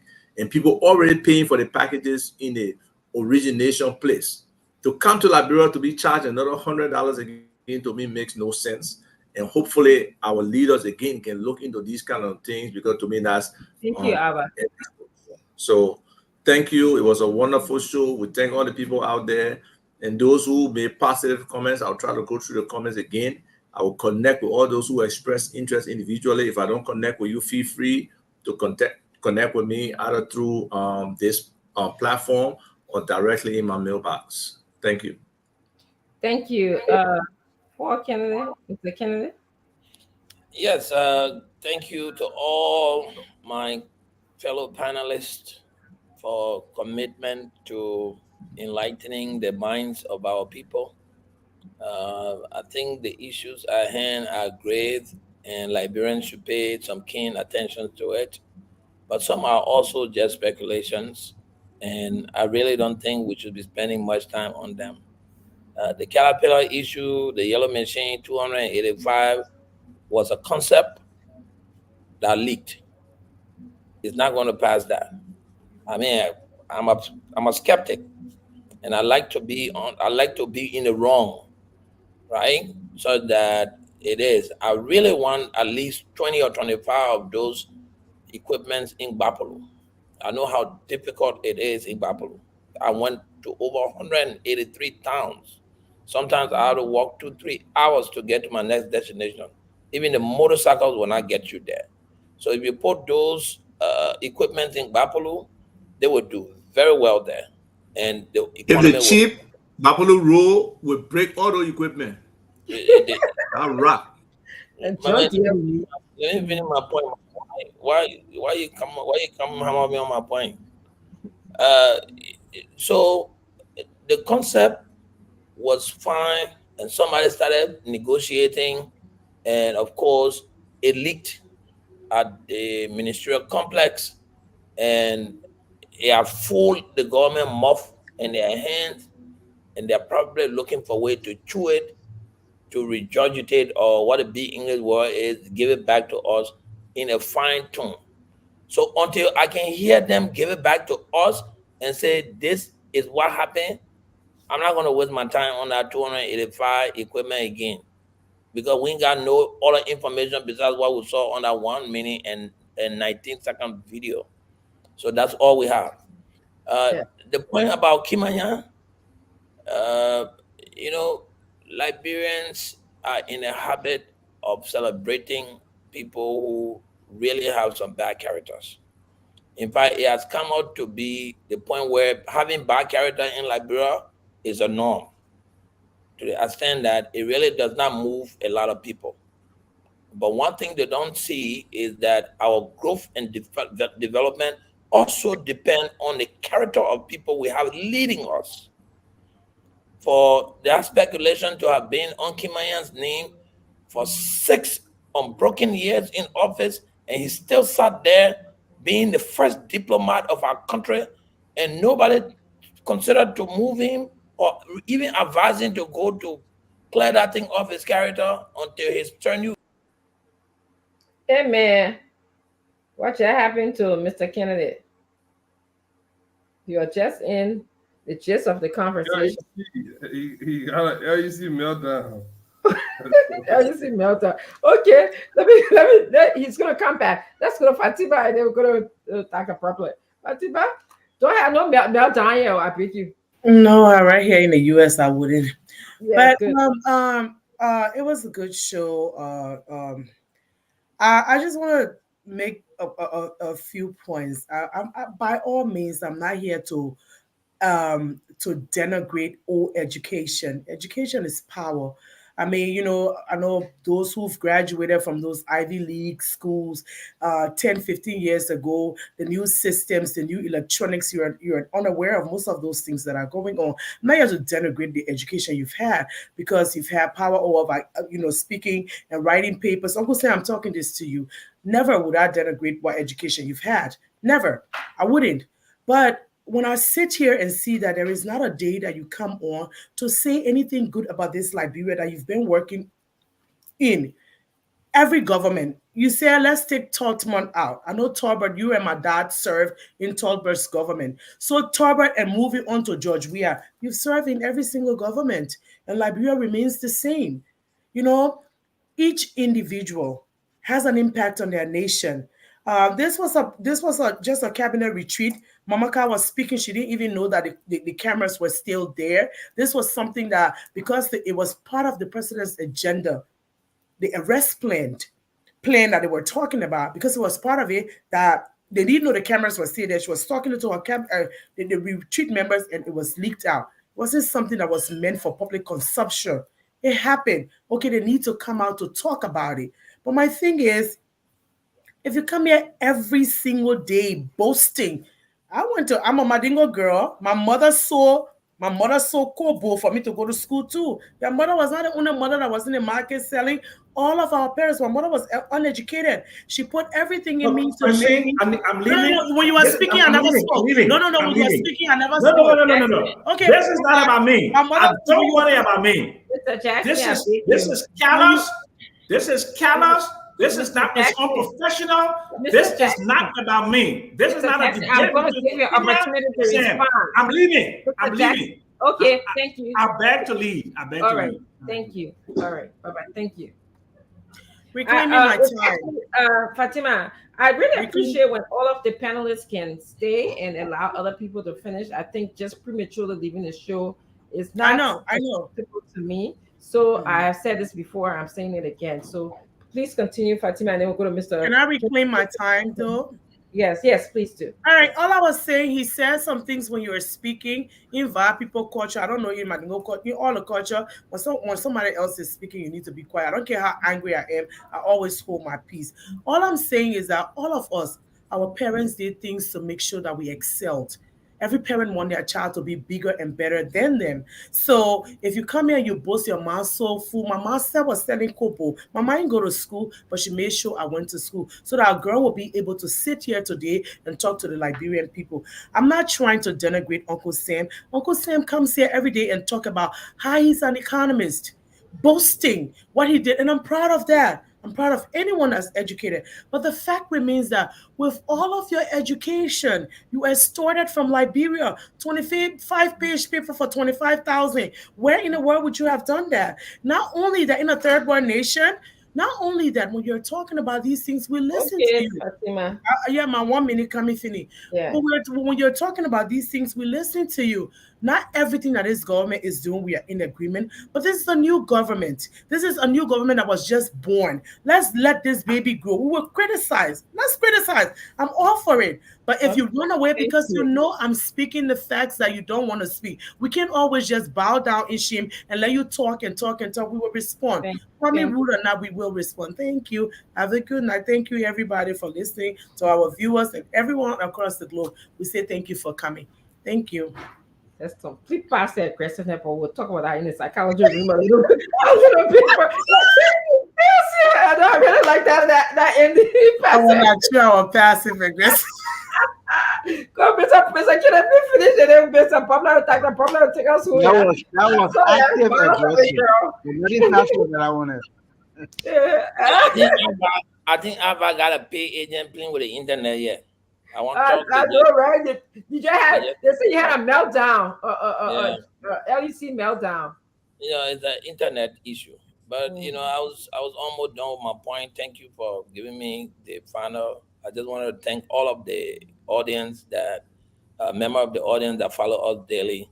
And we're not going to always be right on this show, but at least It is a forum where we come to express our views, our opinion, and try to inform the Liberian people to the to the most part.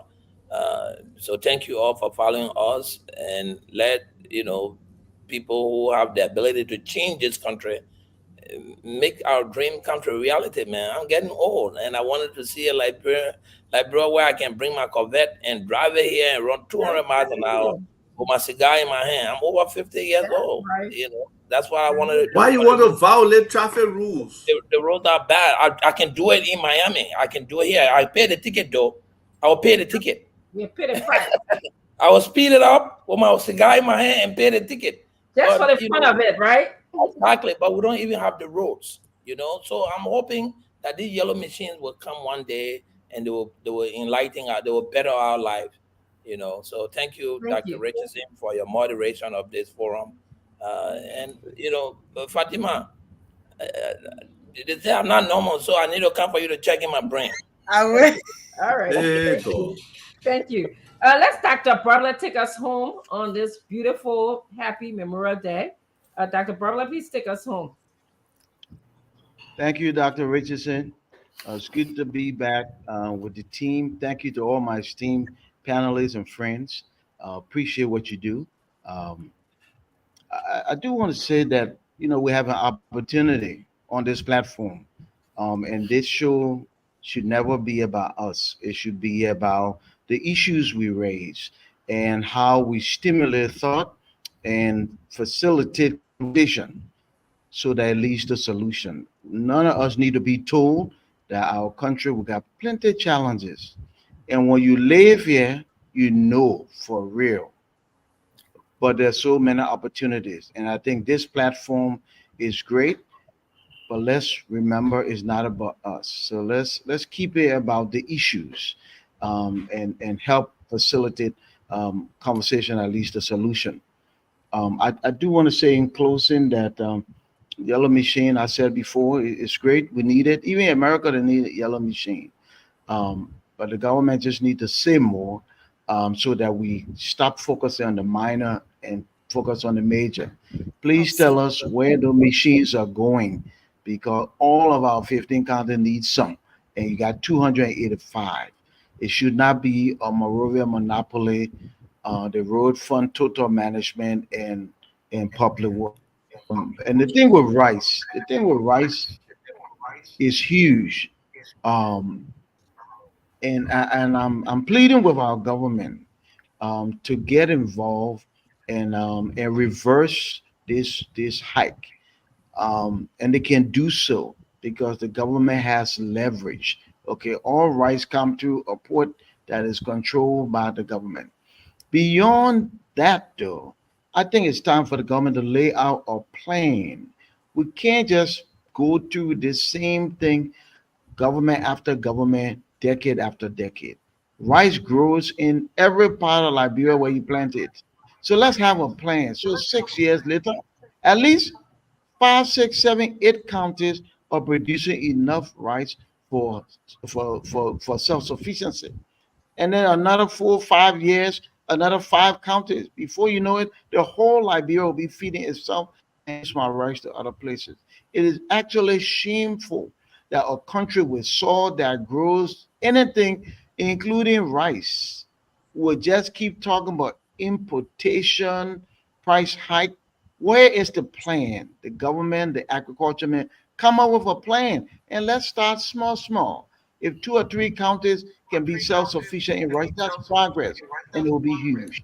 So I think let's tackle it. First, reduce the price, and then look ahead with a plan that will help this country so we can feed ourselves. We're proud people. We'll do the work if we have the plan so that we can be able to be self-sufficient in rice. I want to thank all of our viewers for chiming in, for all the comments.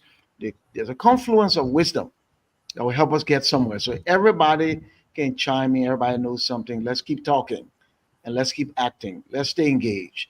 And I think together we'll build. I am completely convinced that our tomorrow will be better than our yesterday. So let's focus on tomorrow by working hard today. Dr. Richardson and team, You're awesome crew. Thank you. God bless you all. So much. Thank you, everybody, so much. Nelson, where are you? Are you here so we can lock this thing down? I would have loved for Uncle Sam to stay to finish the show because this spoon is a place for diverse views. We only don't want to just have, one particular view sort of being echo and echo on the show. So we appreciate him. We appreciate his views in as much as it can be challenging to hear dissenting views sometimes. But Nelson, thank you so much for being here. And I will see you guys. Let me go eat my barbecue. My husband finished barbecue. Let me go try and eat some. And Enjoy yourself. Enjoy yes, yourself. So wait, and so Uncle Sam did not close? Uncle Sam didn't close? he left. He left. He closed and then he left. Oh. Closed and he left. All right. And then the thing about it, in consistent with what Dr. Brother said, I'm not eating rice today. I'm doing just plenty in chicken wings and also barbecue ribs. So until the rice condition gets under control, Enjoy your food. I will not eat rice. Robert, Quick footnote as we leave. The disagreement, the different perspectives, healthy, but you can disagree without being disrespectful in your Correct. disagreement. I think all need to That's work right. on that. That's That's right. right. That's right. We all need to work on that. That's savor enough. Yes, thank you. Well said. Or with you every day you come and talk to your pal workmate. Every day you can holler at your pal workmate. No, Leave I men wasn't. small. I don't like for him to just say calling people septuagenarian and octogenarian when he is in. That's disrespectful too. Tony. Yeah, that's every time he says that. But you're That's also ageism. old. You know what I'm saying? And your education, your knowledge that you acquire, the new technologies now, you don't even know how to do the new spreadsheets and the new anything. So don't be sitting here and denigrating other people's education. No, but how you doing it, man? Skill. And the thing about it, He's an economist. Dr. Boca is that's an enough for economist. I think that's enough for tonight. Yeah. Yes. Let that rest. Leave that alone. Yeah, stop being personal. The peacemaker. And I think that Dr. Burma said it's not about us, it's about Liberia. When we come here, we want to talk about Liberia, we want to talk about the issues affecting the country, we want to talk about the citizens. It's not about, what we did or didn't do. I admire everyone on this platform. We all have great credentials. We all have contributed to Liberia in many ways into the community in which we live. So yes, I think your point is well taken, Dr. Butler, about making sure that we have civil discussion on the show, and this platform is very tolerant of everyone. Which is correct. Disagree to agree. Correct. And sometimes we'll never agree. Sometimes, okay, guys, I'll see you later. Let me go eat my food. I'll talk to you. Some people want to pay toward the setting up of the Liberian rice business already. People contacting. Yeah, our contact our let that would be a good thing. Yeah. Thank you. All right, Fatima. Bye. We're gonna go. Bye. Yeah. The passive aggressive term. When you get it right. As soon as I said it, Dr. Francis said, Fatima, you're a friend. It just had to come up. It was like I'm in session watching this unfold. I swear it had to be like every day. And let me tell you. No. I beg you. No. Yeah, 1 second. Dr. Richardson. But when you come here, I can just see him doing vlog. It can just make me vest. That what happened. Bye. Oh God. Hello. I'll see you later. Nelson. See you later. Yeah. Yeah, I close at thank you, Nelson. Thank you for your humbleness. Thank you for your patience. And just, thank you for having the temperament that you have to deal with all of us, as we come. All right. I'll see you later. Bye-bye. Okay, Dr. Richardson. You too. Have a good night. Mm-hmm. Well, folks, again, we want to say thanks to all of you for being here with us tonight on this edition of the program on Spoon Talk tonight. Thanks to you for coming up here and making your contribution on the program tonight. We appreciate the fact that you always come here, you always follow the show, making your respective contributions, whether it's in the comment section or calling in to say how you feel about the issues that are being discussed, and making your contributions from there. That's something we appreciate a whole lot. And we want to say thanks to you. Let me start with our folks in Radio Land. Thanks to all of you across Liberia, always following on Spoon FM 107.5, Fabric Radio 101.1, Super FM 95.5. We appreciate all of you for following. And many thanks to our folks in other parts of the country as well that are always here. Thanks to the guys in Margibi County, of course. Gibi FM is always there relaying this program. Many thanks to the folks there in Kakata, Margibi County. I want to say thanks to the folks in Bomi County as well. Trust FM is there, always relaying the program from Bomi County on Trust FM. Thanks to the team there at Trust FM, and thanks to Liberians there for following as well. And again, we say thanks to the folks in Grand Crew County, Trend Radio, always relaying the program. Many thanks to all of you in that part of the country for being here always. Not forgetting our folks online. As you know, the Spoon Talk is always live across the internet. We're live on Spoon TV on Facebook. We're live on Fabric TV on Facebook. We're always live on Super TV on Facebook. And I want to say thanks to all of you who always join us from across the internet, making sure that you make your contribution here every single day. Apologies to the folks who always follow from Fabric TV. Of course, we've had a little bit of issue with the connection from there. We can assure you that subsequently we will reconnect and start to bring you the program on Super TV and on Fabric TV. But again, thanks to you, and we look forward to having a great show tomorrow. Spoon Talk will be back on your radio tomorrow when the CEO and the rest of the team will be here to bring you another fascinating edition of the program.